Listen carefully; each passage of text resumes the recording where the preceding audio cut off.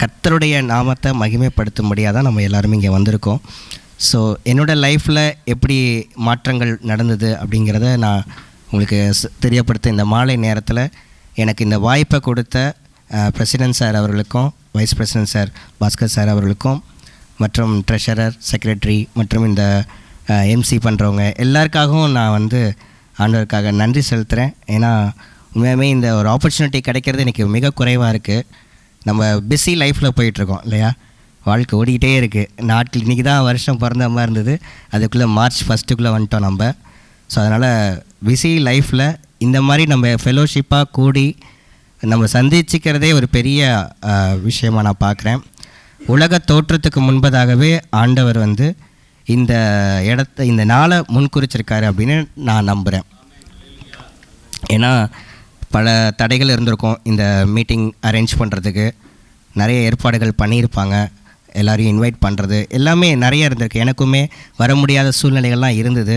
அதையும் தாண்டி இந்த நாள் நமக்கு கூடிய வரத்துக்கு கடவுள் உதவி செஞ்சுருக்காருன்னா அது உண்மையாகவே பெரிய விஷயந்தான். எல்லாருக்கும் என்னுடைய வாழ்த்துக்கள், அன்பின் வாழ்த்துக்கள். கண்டிப்பாக எல்லாருமே சந்தோஷமாக இருக்கீங்கன்னு நான் நினைக்கிறேன். சந்தோஷமாக இருக்கீங்களா எல்லோரும்? ஆமாம், கிறிஸ்துவுக்குள் சந்தோஷமாக இருக்கேன்னு அழகாக சொன்னாங்க சிஸ்டர். உண்மையாகவே அந்த சந்தோஷம் எப்போ நிறைவாக கிடைக்கணும், கிறிஸ்துவுக்குள்ளே இருக்கும் பொழுது தான் கிடைக்கும். அந்த நிறைவான சந்தோஷத்தோடு என்னுடைய சாட்சியை நான் பகிர்ந்து கொள்ள ஆசைப்படுகிறேன். எனது பெயர் முத்து கனகராஜ். தற்போது நான் HCL டெக்னாலஜியில் சென்னையில் நான் ஒர்க் பண்ணிகிட்ருக்கேன், ஐடி துறையில். நான் பிறந்து வளர்ந்து ஊர், என்னுடைய சொந்த ஊர் எல்லாமே திருச்சி தான். என்னுடைய அப்பா அம்மா, எனக்கு கூட பிறந்தவங்க 2 அக்கா இருக்காங்க. அவங்களுக்கு தற்போது திருமணமாகி அவங்களுடைய லைஃப்பில் செட்டில் ஆகிட்டாங்க. என்னோடய லைஃப்பில் பார்த்திங்கன்னா நான் பிறக்கும்போதே முதுகு தண்டுவடத்தில் ஒரு பாதிப்பு ஏற்பட்டது. பிறக்கும்போதே நான் சொல்கிற கருவிலே உருவாகும் போதே முதுகில் ஒரு கட்டி அதை சர்ஜரி பண்ணக்கூடிய ஒரு சூழ்நிலை இருந்தது. நான் பிறந்த அந்த நாட்களில் மருத்துவ ரீதியான வசதிகள் குறைபாடுகள் இருந்தது. பெரிய டெக்னாலஜிலாம் இம்ப்ரூவ்மெண்ட் கிடையாது. ஏன்னா இப்போல்லாம் பார்த்திங்கனாக்கா கருவில் குழந்தை இருக்கும்போதே கண்டுபிடிச்சிட்றாங்க என்ன அவங்களுக்கு ஹார்ட்டில் பிரச்சனை இருக்கா, இல்லை வேறு ஏதாவது பிரெயினில் பிரச்சனை இருக்கான்னு கண்டுபிடிச்சிட்றாங்க. ஆனால் அந்த நாட்களில் அப்படிப்பட்ட வசதிகள் கிடையாது. அந்த மாதிரி சூழ்நிலைகளில் என்னுடைய பெற்றோர்களுக்கு நான் பிள்ளையாக பிறந்தது உண்மையாகவே எனக்கு ஒரு பாடல் வரி ஞாபகம் வருது, திரைப்பட பாடல் வரி. என் விதி அப்போதே தெரிஞ்சிருந்தாலே கற்பத்தில் நானே கலைஞ்சிருப்பேனேன்னு. ஏன் அப்படி நான் சொல்கிறேன் அப்படின்னா, இன்றைக்கி கடவுள் பார்த்திங்கனாக்கா நமக்கு அந்த விதியை சொல்கிறதில்ல. அப்படி சொல்லியிருந்தா நீங்கள் அபார்ஷன் அது இதுன்னு சொல்லி எல்லோரும் டெசிஷன் எடுத்துருவாங்க. ஆனால் இந்த அப்பாவுக்கும் இந்த அம்மாவுக்கும் இப்படி ஒரு புள்ள பிறக்கணும்னு உலக தோற்றத்துக்கு முன்பதாகவே ஏசப்பா முன்குறிச்சதுனால தான் இன்றைக்கி உங்கள் முன்னாடி நான் நிற்கிறேன் இல்லையா. அதனால் அந்த காரியங்கள் நமக்கு தெரியாமல் இருக்கிறதே நல்லது தான் இல்லையா. அப்படிப்பட்ட ஒரு சூழ்நிலையில் நான் பிறந்த பொழுது மருத்துவ வசதிகள் அதிகமாக இல்லாத சூழ்நிலையில் நான் பிறந்த பிறகு முதல் முறையாக என்னுடைய அப்பா அம்மா எப்படி அவங்களுடைய மனநிலைமையை நான் கொஞ்சம் யோசித்து பார்க்குறேன். இன்றைக்கி பெண் குழந்தை பிறந்தாலும் சரி, ஆண் குழந்தை பிறந்தாலும் சரி, கொஞ்சம் லைட்டாக கருப்பாவோ இல்லை சிவப்பாவோ இல்லை வேறு ஏதாவது இதாக இருந்தாக்கா நமக்கு ஒரு மாதிரி கஷ்டமாக இருக்கும். ஆனால் அன்றைக்கி இருந்த சூழ்நிலையில் உண்மையாலுமே நான் இன்றைக்கி நினச்சி பார்க்குறேன், எப்படி எங்கள் அப்பா அம்மா என்ன மாதிரியான ஆலோசனைகள் என்ன மாதிரியான டெசிஷன் எடுத்திருப்பாங்கன்னு தெரியல. உறவினர்கள் மத்தியிலையும் பெருசாக வரவேற்பு இல்லை. குழந்தை பிறந்தா எல்லாருடைய உறவினர்கள் மத்தியில் சந்தோஷம் இருக்கும் இல்லையா, அந்த மாதிரி சந்தோஷம் எங்கள் குடும்பத்தில் இல்லை.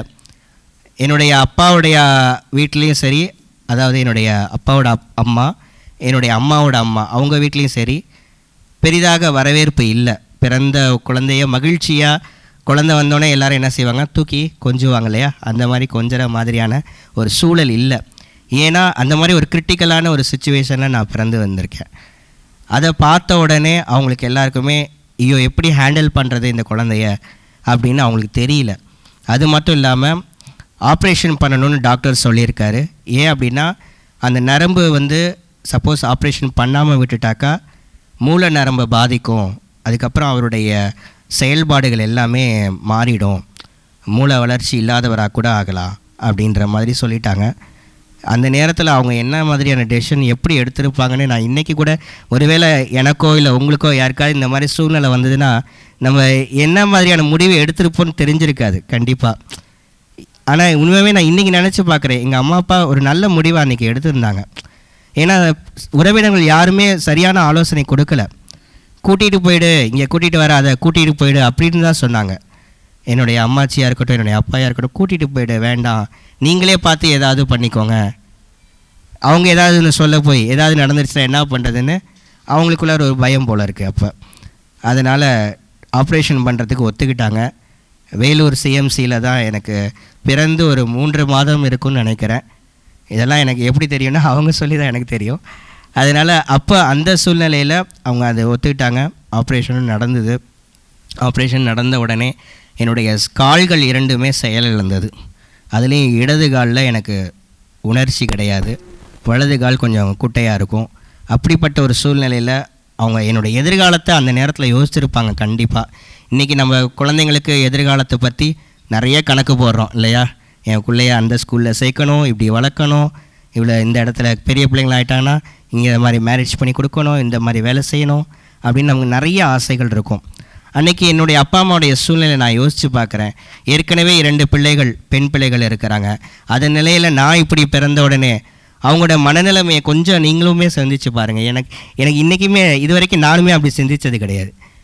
யோசித்து பார்க்குறேன், எப்படி அவங்க டெசிஷன் எடுத்திருப்பாங்க, இவனை நான் எப்படி வளர்க்க முடியும், இவனை பேசாமல் ஏதாவது ஒரு ஆசிரமத்தில் சேர்த்துடலாமா, அப்படியெல்லாம் கூட அவங்க யோசிச்சிருப்பாங்க கண்டிப்பாக. அந்த மாதிரி ஒரு சூழ்நிலையில் என்னுடைய அப்பா எப்படியாவது என்னுடைய லைஃப்பில் ஒரு டிரான்ஸ்ஃபர்மேஷன் கொண்டு வரணும். அதாவது இயேசுவை அறியாத காலத்தில் நான் நடக்கிறது எல்லாமே நம்ம ஒரு உதாரணம் சொல்கிறேனே. இப்போ நம்ம வரலாற்றை 2ஆக பிரித்தது கிமு கிபின்னு சொல்லுவாங்க இல்லையா? இன்றைக்குமே ஏதாவது ஒரு வருஷத்தை குறிப்பிடணும்னா இந்த வருஷம் கிமு, இந்த வருஷம் கிபி அப்படின்னு சொல்லுவாங்க.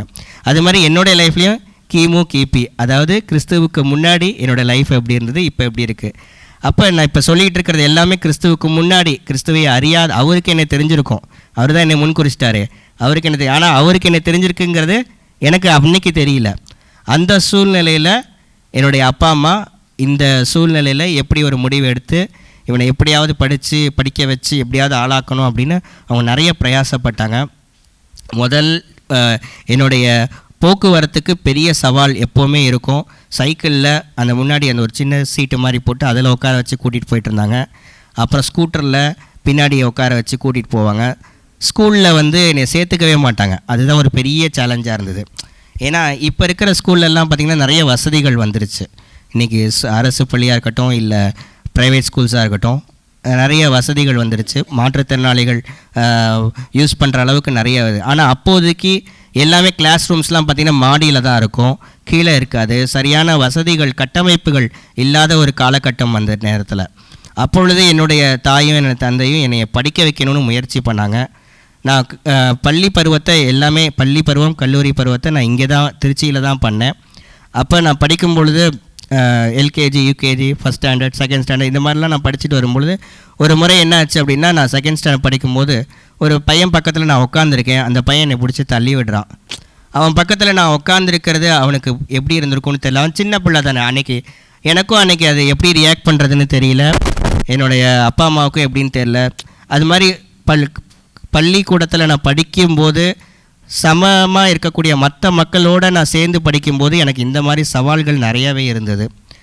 அதுலேயும் குறிப்பாக சொல்லணும்னாக்கா, நான் 5ஆம் வகுப்பு வரைக்கும் படித்து முடிக்கிற வரைக்குமே நிறைய போராட்டங்கள் இருந்தது. அப்போ என்னுடைய உறவினர்கள்லாம் ஆலோசனை சொல்ல தெரியாமல் தவிச்சிக்கிட்டு இருந்தாங்க இல்லையா? அந்த உறவினர்கள் எல்லோரும் என்ன பண்ணாங்கன்னா, இவனை ஏன் கஷ்டப்பட்டு படிக்க வைக்கிறீங்க, படிக்க வைக்க வேண்டாம், அப்படி படிக்க வச்சா கூட 5ஆம் வகுப்பு வரையாவது படிக்க வைங்க, போதும், அதுக்கப்புறம் அவனுக்கு ஏதாச்சும் நம்ம வசதிகள் பண்ணி கொடுத்துடலாம் அப்படின்னு சொன்னாங்க. அப்போ நான் சிந்திச்சு பார்த்தேன். அப்போ அந்த நாளில் தூர்தர்ஷன் தொலைக்காட்சியிலலாம் போடுவாங்க, பிள்ளைங்களை படிக்க வைக்கிறதுக்கு 10ஆம் வகுப்பு வரையாவது படிக்க வையுங்கள் அப்படின்னு. எனக்கு இன்னமும் ஞாபகம் இருக்குது, அந்த ஒரு அட்வர்டைஸ்மெண்ட் வரும். ஏன்னா கல்வியில் நம்ம நாடு சிறந்து விளங்கணுன்றதுக்காக அரசாங்கமே அதை முன்னின்று செஞ்சாங்க. அந்த மாதிரி என்னுடைய உறவினர்கள் 5ஆவது வரைக்கும் ஏன் அவங்க அப்படி சொல்லியிருப்பாங்க அப்படின்னு நான் நினைக்கிறேன்னா, எங்கள் அம்மா அப்பா சிரமப்படுறாங்க. ஒவ்வொரு நாளும் என்னை ஸ்கூலில் கூட்டிகிட்டு போகிறதுக்கு வரத்துக்குலாம் சிரமப்படுறாங்க. அதனால் அவங்க இந்த மாதிரி சொல்லியிருக்காங்க. சரின்னு எங்கள் அப்பா வந்து இல்லை அவங்க என்ன சொல்கிறது, நான் என் பையனை படிக்க வைப்பேன். இது வந்து என்னையை மட்டும் அவங்க அந்த நேரத்தில் கவனிக்கலை, என்னுடைய அக்கா 2 பேரையுமே அவங்க அப்பயும் அவங்களுக்கும் சம முக்கியத்துவத்தை அவங்க கொடுத்தாங்க. நான் ஸ்பெஷல் சைல்டு அப்படிங்கிறதுனால எனக்கு மட்டுமே அவங்க கவனம் செலுத்தினாங்க நான் சொல்ல மாட்டேன். என்னுடைய அக்காவையும் 2 அக்காவையுமே அவங்க படிக்க வச்சாங்க. அக்காக்களும் அவங்க பெரிய பிள்ளையானோடனே எனக்கு நிறைய உதவிகள் செஞ்சுருக்காங்க. அது ஒரு பெரிய விஷயந்தான். அப்போ 5வது வரைக்கும் படித்தேன். 6வது போகிறப்ப அந்த காலத்தில் வந்து என்ட்ரன்ஸ் எக்ஸாம் இருந்தது. ஒருவேளை நீங்களாம் கூட அதை ஃபேஸ் பண்ணியிருப்பீங்க. என்ட்ரன்ஸ் எக்ஸாம் வந்து இங்கே இருக்க திருச்சியில் அந்த சத்திரம் பஸ் ஸ்டாண்ட் பக்கத்தில் இருக்க ஒரு ஸ்கூலில் எனக்கு அங்கே வந்து ஒரு சீட்டு கிடச்சிது. நான் எக்ஸாம் எழுதினேன், பாஸ் ஆகிட்டேன். பாஸ் ஆவேனான்னு தெரிலன்னு நினச்சேன், பாஸ் ஆகிட்டேன். சந்தோஷமாக இருந்தது அந்த ஸ்கூலில் ஜாயின் பண்ணுறதுக்கு. பாய்ஸ் ஸ்கூல் தான் அது. அதில் ஜாயின் பண்ணலாம் அப்படின்ட்டு போகும்போது அங்கே இருக்கிற அந்த நிர்வாகி என்ன சொல்லிட்டார் அப்படின்னா, இல்லை உங்கள் பையனை வந்து இந்த ஸ்கூலில் நாங்கள் பாஸ் ஆகிட்டார் தான், ஆனால் இருந்தாலும் நாங்கள் சேர்க்க மாட்டோம் அப்படின்னாங்க. ஏன் அப்படின்னு கேட்டாங்க. இல்லை அவர் வந்து இந்த மாதிரி ஸ்பெஷல் சைல்டாக இருக்கிறதுனால எங்களால் அவரை சேர்த்துக்க முடியாது. மாடியெல்லாம் இருக்குது, அவர் கிளாஸ்லாம் மாடியில் வச்சாங்கன்னா அவர் எப்படி போவார், இன்னொன்று பசங்கள்லாம் வந்து தள்ளி விட்டுருவாங்க, இவனை வந்து இந்த பையனை வந்து எங்களால் பார்த்துக்க முடியாது. ஒன்று செய்யுங்க, இந்த மாதிரி ஸ்பெஷல் சைல்டுக்குன்னே சில ஸ்கூல்ஸ் இருக்குது, அந்த ஸ்கூலில் இவரை சேர்த்துருங்க அப்படின்னு சொன்னாங்க. அதாவது நான் வந்து ரொம்ப டீசெண்டாக சொல்கிறேன். அவங்க எப்படி சொன்னாங்கன்னா, இந்த மாதிரி நடக்க முடியாத பசங்களுக்குன்னே ஒரு ஸ்கூல் இருக்குது, அந்த மாதிரி இதில் சேருங்க அப்படின்னு அவங்க வேறு மாதிரி மொழியில் சொன்னாங்க. இருந்த போதிலும் அந்த நிலைமையில் எங்கள் அப்பா அம்மாவுடைய மனநிலைமையை நான் இன்றைக்கும் யோசித்து பார்க்குறேன். இப்படி ஒரு பதில், ஒரு ஸ்கூலில் நான் பாஸ் ஆகியும் அங்கே சேர முடியாத ஒரு சூழ்நிலை இருக்கும் பொழுது இந்த மாதிரி ஒரு பதில் கிடைச்சோன்னே அவங்க மனசு எப்படி இருந்திருக்கும். உடனே எனக்கு எங்கள் அப்பாவுக்கு என்ன பண்ணுறதுனே தெரியல. ஏன்னா படிக்க வச்ச ஆகணும், படிப்பு தான் இன்றைக்கி முக்கியம் இல்லையா. படிக்காட்டின்னு நம்மளால் வாழவே முடியாது, படிப்பு ரொம்ப ரொம்ப முக்கியம். அந்த சூழ்நிலையில் என்னை படிக்க வைக்கணுன்றதுக்காக அவங்க நிறைய முயற்சிகள் மேற்கொண்டாங்க. அப்போ டோல்கேட்டில் ஒரு ஸ்கூல் இருந்தது, நம்பர் 1 டோல்கேட்டில். அது ஒரு கிறிஸ்துவ ஸ்கூல் தான். அந்த ஸ்கூலில் என்னுடைய அப்பா வந்து எனக்கு சீட்டில் என்னை ஜாயின் பண்ணி விட்டாங்க. அப்போ நான் அங்கே வந்து அவங்க வந்து சொல்லிட்டாங்க, அதனால் என்ன, இந்த பையன் இப்படி இருந்தால் எங்களுக்கு என்ன, அவனுக்கு கல்வி தானே நாங்கள் கொடுக்க போகிறோம், அதில் என்ன, அதுக்கும் இதுக்கும் சம்மந்தம் இல்லை, அவரை தாராளமாக நீங்கள் இந்த ஸ்கூலில் சேர்க்கலாம் அப்படின்னு அவங்க சொன்னாங்க. அப்போ தான் முதல்ல அந்த கிறிஸ்தவ ஸ்கூலில் இப்படி ஒரு காரியம் சொல்லும்பொழுது, அப்போ இவங்கெல்லாம் கூட இப்படியெல்லாம் செய்வாங்களா அப்படிங்கிற ஒரு தாட் எனக்கு அப்போ வந்தது. எனக்கு இல்லை, எங்கள் அப்பாவுக்கு அந்த மாதிரி தாட் வந்தது. அப்போ ஓகேன்ட்டு சேர்த்து விட்டாங்க. 10வது வரைக்கும் படிச்சுக்கிட்டு இருந்தேன். அப்போ வந்து அந்த ஸ்கூலில் வந்து பார்த்திங்கனாக்கா ஒரு பெரிய கிரவுண்டு இருக்கும். அந்த கிரவுண்டில் மணல்லாம் இருக்கும், பசங்களாம் விளையாடுற மாதிரி. சின்ன பசங்க குறுக்க மறுக்க போவாங்கன்னு சொல்லிட்டு 2 வீலர்லாம் உள்ளே விட மாட்டாங்க, வெளியில் கேட்டுக்கு வெளியில் தான் நிறுத்தணும். என்னுடைய அப்பா என்ன பண்ணுவார், எவ்வளோ தாட்டி அந்த பிரின்ஸிபல்கிட்ட கெஞ்சி பார்த்தாரு, என் பையனை வந்து கிளாஸ் ரூம் வரைக்கும் நான் அழைச்சிட்டு போகணும், வண்டியில் கூட்டிகிட்டு போய் கிளாஸ் ரூம் வாசல் வரைக்கும் வச்சுட்டேன்னா அவனை தூக்கி கொண்டு போய் அங்கே வச்சிடலாம் அப்படின்னு கேட்டார். ஆனால் அந்த பிரின்ஸிபல் முடியவே முடியாதுன்ட்டார். ஏன்னா எனக்காக அவர் விட்டு கொடுத்தாருன்னா நாளைக்கு வேறு ஏதாவது பசங்க குறுக்க வந்து ஏதாவது சம்பவங்கள் நடந்துருமோன்னு பயந்துக்கிட்டு அவர் முடியவே முடியாதுன்ட்டார். அதனால் எங்கள் அப்பா என்ன செய்வார்னா, அந்த மண்ணு தரையில் என்னை தூக்கிக்கிட்டு அப்படியே நடந்து போய் அந்த ஸ்கூலில் உட்கார வைப்பார். உண்மையாகவே அது வந்து நான் சொல்கிறது எப்போ 6வது படிக்கும்போது, அந்த சமயத்தில் என்னை தூக்கிட்டு போய் உட்கார வச்சு படிக்க வைப்பார். நான் உண்மையாகவே யோசித்து பார்க்குறேன். அந்த மாதிரியெல்லாம் இன்றைக்கி உங்களுக்கெல்லாம் எஜுகேஷன் ரொம்ப ஈஸியாக, இன்றைக்கி சின்ன பசங்களாம் கூட நிறைய பேர் வந்திருக்கீங்க, உங்களுக்கெல்லாம் ரொம்ப எஜுகேஷன் ரொம்ப ஈஸியாக போயிடும் இல்லையா.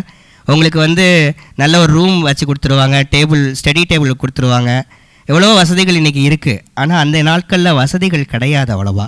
அப்படி இருக்கும் பொழுது என்னுடைய அப்பா வந்து அவர் வேலையும் பார்த்துக்கிட்டு என்னை ஆஃபீஸில் அவர் ஆஃபீஸில் போகிறதுக்கு முன்னாடி என்னை ஸ்கூலில் இறக்கி விடுவார். மத்தியான நேரத்தில் ஸ்கூல் முடியும் போது என்னுடைய அக்கா சைக்கிளில் வச்சு தள்ளிட்டு வருவாங்க. அந்த அப்போ வந்து நாங்கள் இருக்கிற வசித்த பகுதியில் வந்து பார்த்திங்கன்னா மழை பெஞ்சால் அப்படியே தண்ணியாக நிற்கும், சேராலாம் இருக்கும். ஆட்டோக்காரங்க பாதியிலே என்னை இறக்கி விட்டு ஒரு திண்ணையில் உட்கார வச்சுட்டு போயிடுவாங்க. என்னாலாம் ஆட்டோ அந்த சேத்துக்குள்ளே விட முடியாது அப்படின்னு சொல்லி ஒரு திண்ணையில் வச்சுட்டு போயிடுவாங்க. அப்போ என்ன பண்ணுவாங்க, எங்கள் அக்கா வந்து சைக்கிளில் உட்கார வச்சு கஷ்டப்பட்டுக்கிட்டு தள்ளி சேத்துல அப்படியே மாட்டிக்கும், டயர்லாம் மாட்டிக்கும், அப்படியே கஷ்டப்பட்டு தள்ளிக்கிட்டு வந்து எங்கள் அக்காவுக்கு அப்போல்லாம் அவங்களுக்கும் பிரச்சனைகள்லாம் இருந்தது, சில ஹெல்த் ப்ராப்ளம்லாம் இருந்தது. அதையும் தாண்டி அவங்க நிறையா வந்து என்னை படிக்க வைக்கிறதுக்கு குடும்பமாகவே சேர்ந்து என்னை குறிப்பிட்டு எங்கள் அப்பா அம்மா மட்டும்தான் அப்படின்லாம் சொல்லவே முடியாது. என்னுடைய அக்காவுக்கும் இதில் அதிக பங்கு இருக்குது. குறிப்பிட்டு சொல்கிற அளவுக்கு இல்லை, 4 பேருமே என்னை வந்து அவ்வளோ நல்லா பார்த்துக்கிட்டாங்க. அந்த அளவுக்கு படிக்க வச்சாங்க. அப்பயும் வந்து உறவினர்கள் வழக்கம் போல் சொல்லுவாங்களே ஒரு டைலாக், 5வது வரைக்கும் படிக்க வச்சா போதும்னு சொன்னவங்க இப்போ 10வது வரைக்கும் படிக்க வச்சா போதும்ட்டாங்க. கொஞ்சம் முன்னேறி இருக்காங்க அதுக்கப்புறம். அதனால் 10வது வரைக்கும் படித்த உடனே சரி போதும், இதுக்கு மேலே படிக்க வைக்க வேண்டாம் அப்படின்னு அவங்களாம் சொன்னாங்க. ஆனால் எங்கள் அப்பா விடலை, முயற்சியை விடலை. 10வது முடித்தோடனே 11வது 12வது இங்கே இருக்க பிஷப் ஈப்பர் ஸ்கூலு புத்தூரில் இருக்கு இல்லையா, அங்கே தான் என்னை படிக்க வச்சாங்க. அங்கே என்னென்னா அந்த ஹெட் மாஸ்டரை பார்த்து அப்பா சந்தித்து பேசினாங்க. என் பையனை நான் இவ்வளோ தான் கஷ்டப்பட்டு படிக்க வச்சுருக்கேங்க, இவனை வந்து நான் எப்படி கரை சேர்க்க போகிறேன்னு தெரியல, என்னோடய எதிர்காலத்தை குறித்து பயமாக தான் இருக்குது அப்படின்னோடனே அந்த ஹெட் மாஸ்டர் சொன்ன ஒரே ஒரு விஷயம், இன்றைக்கி அதை உங்கள் முன்னாடி சாட்சியாக நான் சொல்கிறேன். உங்கள் பையனுக்கு என்னங்க, அவன் உலகத்தையே ஒரு நுனி விரலில் வச்சுருவான், கம்ப்யூட்டர்லலாம் படித்து அதெல்லாம் அவனால் அசால்ட்டாக பண்ணிடுவான்னு எப்போ நான் 11வது சேரும்போது சொன்னது. இன்றைக்கி அது நடந்துருச்சு. இப்போ நான் சொல்லிகிட்டு இருக்கிறது எல்லாமே கிறிஸ்துவை நான் அறியாததுக்கு முன் நடந்த காரியங்கள், சரிங்களா? கிறிஸ்துவ கல்லூரியில், அதுக்கப்புறம் கிறிஸ்துவ ஸ்கூலில் சேர்ந்து அப்போல்லாம் எனக்கு இயேசு பற்றிலாம் எதுவுமே தெரியாது.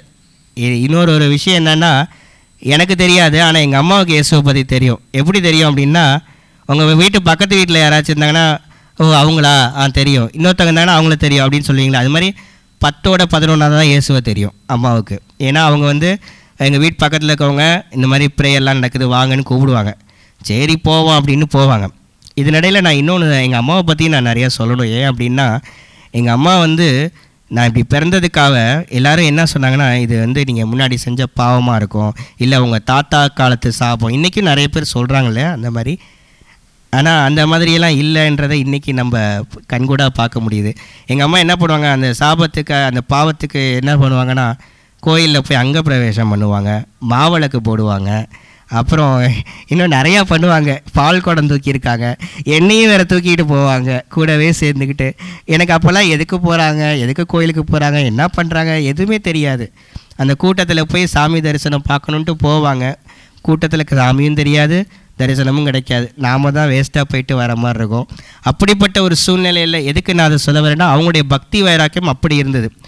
அதனால் அவங்களுக்கு என்னென்னா, சரி இயேசுவும் ஒரு தெய்வம் தானே, அதுவும் ஒரு வேறு மதமாக இருந்தாலும் கூட அவரையும் கும்பிட்டு பார்ப்போமே, என்ன ஆகிட போகுது அப்படின்னு அவங்க வந்து கிட்டத்தட்ட நான் பிறந்து ஒரு ஸ்கூல் படிக்க ஆரம்பித்ததுலேருந்தே போக ஆரம்பித்தாங்க. ப்ரேயருக்கெலாம் போவாங்க, ஆனால் டிரான்ஸ்ஃபர்மேஷன் நடக்கலை, மாற்றங்கள் நடக்கலை. சும்மா போவாங்க வருவாங்க, பிளெஸ்ஸிங் வாங்கிட்டு வருவாங்க. அப்படி தான் லைஃப் இருந்தது. அந்த மாதிரி +1 +2 படிச்சுட்டு இருக்கும்போது ஆண்டவரை பற்றி தெரியாமல் இருந்த சூழ்நிலையில் என்னுடைய +2 முடித்ததுக்கப்புறம் கல்லூரி படிக்க வைக்கணும்னு எங்கள் அப்பா பிரயாசப்பட்டார். அப்போ வந்து நான் தூக்கிட்டு போய், இன்னும் சொல்லப்போனால் மெயினாக வந்து +1 +2 வந்து பார்த்திங்கன்னா 3வது மாடியில் இருக்கும். எங்கள் அப்பா தூக்கிட்டு போய் என்னை உட்கார வைப்பார். எப்போ நான் சொன்னது 6வது படிக்கும்போது என்னை தூக்கிட்டு போனான்னு சொன்னேன்னா, +1 +2 படிக்கும்போது என்னை தூக்கிட்டு போனார். அப்போ நான் கொஞ்சம் வெயிட் ஏறி இருப்பேன் தானே, அதே வெயிட்டு கிடையாது, ஆனால் அப்பயும் வெயிட்டும் ஏறி இருப்பேன், அப்பாவுக்கும் வயசும் ஆகிருக்கும்.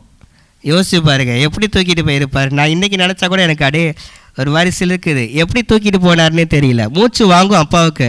கொஞ்சம் நேரம் அந்த சைடில் அந்த கைப்பிடிமா இருக்கும் பாருங்க, அதில் கொஞ்சம் நேரம் உட்கார வச்சுட்டு அப்புறம் திருப்பி தூக்கிட்டு போவார். இதை பார்த்து தான் ஹெட் மாஸ்டர் சொன்னார், நீங்கள் இனிமேல் கஷ்டப்பட வேணாம், பசங்கள்லாம் ஃப்ரெண்ட்ஸ் எல்லாம் இருக்காங்க, அவங்க உங்களுக்கு ஹெல்ப் பண்ணுவாங்கன்னு சொல்லிவிட்டு அதுக்கப்புறம் என்னுடைய ஃப்ரெண்ட்ஸ் வந்து நிறைய பேர் என்னை தூக்கிட்டு போனாங்க. இங்கே என்ன ஆகும்னா, கிளாஸ் ஒரு பக்கம் இருக்கும், லேப் ஒரு பக்கம் இருக்கும், ஒவ்வொன்றும் ஒவ்வொரு தூரத்தில் இருக்கும், போக முடியாத சூழ்நிலை. ஆனால் நிறைய நண்பர்கள் எனக்கு உதவி செஞ்சாங்க. உண்மையாகவே அது ஒரு பெரிய விஷயந்தான். சக்ஸஸ்ஃபுல்லாக நான் +2 எக்ஸாம் முடித்து பாஸ் பண்ணி ஓரளவுக்கு நல்ல மார்க்கை எடுத்துட்டேன். அந்த சூழ்நிலையில் எங்கள் அப்பா அடுத்த முடிவு என்ன பண்ணார்னா, இவனை தூக்கிட்டு போகிறது இனிமே முடியாத காரியம், இவனை எப்படியாவது நடக்க வச்சிடலாம் அப்படின்னு சொல்லிட்டு இந்த காலில் இந்த கேலிபர்லாம் போடுவாங்க இல்லையா, அதெல்லாம் போட்டு என்னை பயிற்சி கொடுத்தாரு. கூடவே இருந்து என்னை பார்த்துக்கிட்டார் அப்பா, எப்படி நடக்கணும் அப்படின்ட்டு. அந்த பேரலல் பார்னு சொல்லுவாங்க, 2 பக்கமும் பார் இருக்கும், அதை பிடிச்சிட்டு நடக்கணும். அதெல்லாம் எனக்கு நடக்கிறதுக்கு நிறைய ப்ராக்டிஸ் கொடுத்தாரு. ஃபிசியோதெரப்பியெல்லாம் கூட்டிகிட்டு போனாங்க. நானும் நடந்து என்னுடைய கல்லூரி படிப்பை அப்போ தான் தொடங்க ஆரம்பித்தேன்.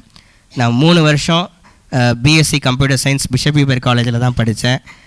அங்கே எனக்கு நிறைய நண்பர்கள் அறிமுகமானாங்க. படிக்கிறப்ப வந்து பார்த்திங்கனாக்கா, அதுலேயும் குறிப்பாக சொல்லணும்னா, என் கூட உட்காந்து என் கூடவே எப்போதும் இருக்கக்கூடிய நண்பர்கள்னு பார்த்திங்கனாக்கா கிறிஸ்தவர்கள் நம்பது தான். அவங்க கிறிஸ்தவர். அப்போ எனக்கு இந்த மதம் ஜாதி இதெல்லாம் எதுவுமே தெரியாது. அவங்க பாட்டுக்கு வந்து உனக்கு ஜீசஸ் ஹெல்ப் பண்ணுவார், நீ கவலைப்படாத அப்படின்னு. அப்போ தான் நான் யோசிப்பேன், எங்கள் அம்மாவும் ஆல்ரெடி ஜீசஸ்கிட்ட தான் ப்ரே பண்ணிட்டுருக்காங்க, அதெல்லாம் என்ன ஒன்றும் எல்லாம் நல்லா தான் போயிட்டுருக்கு அப்படின்னு நான் சொல்லுவேன்.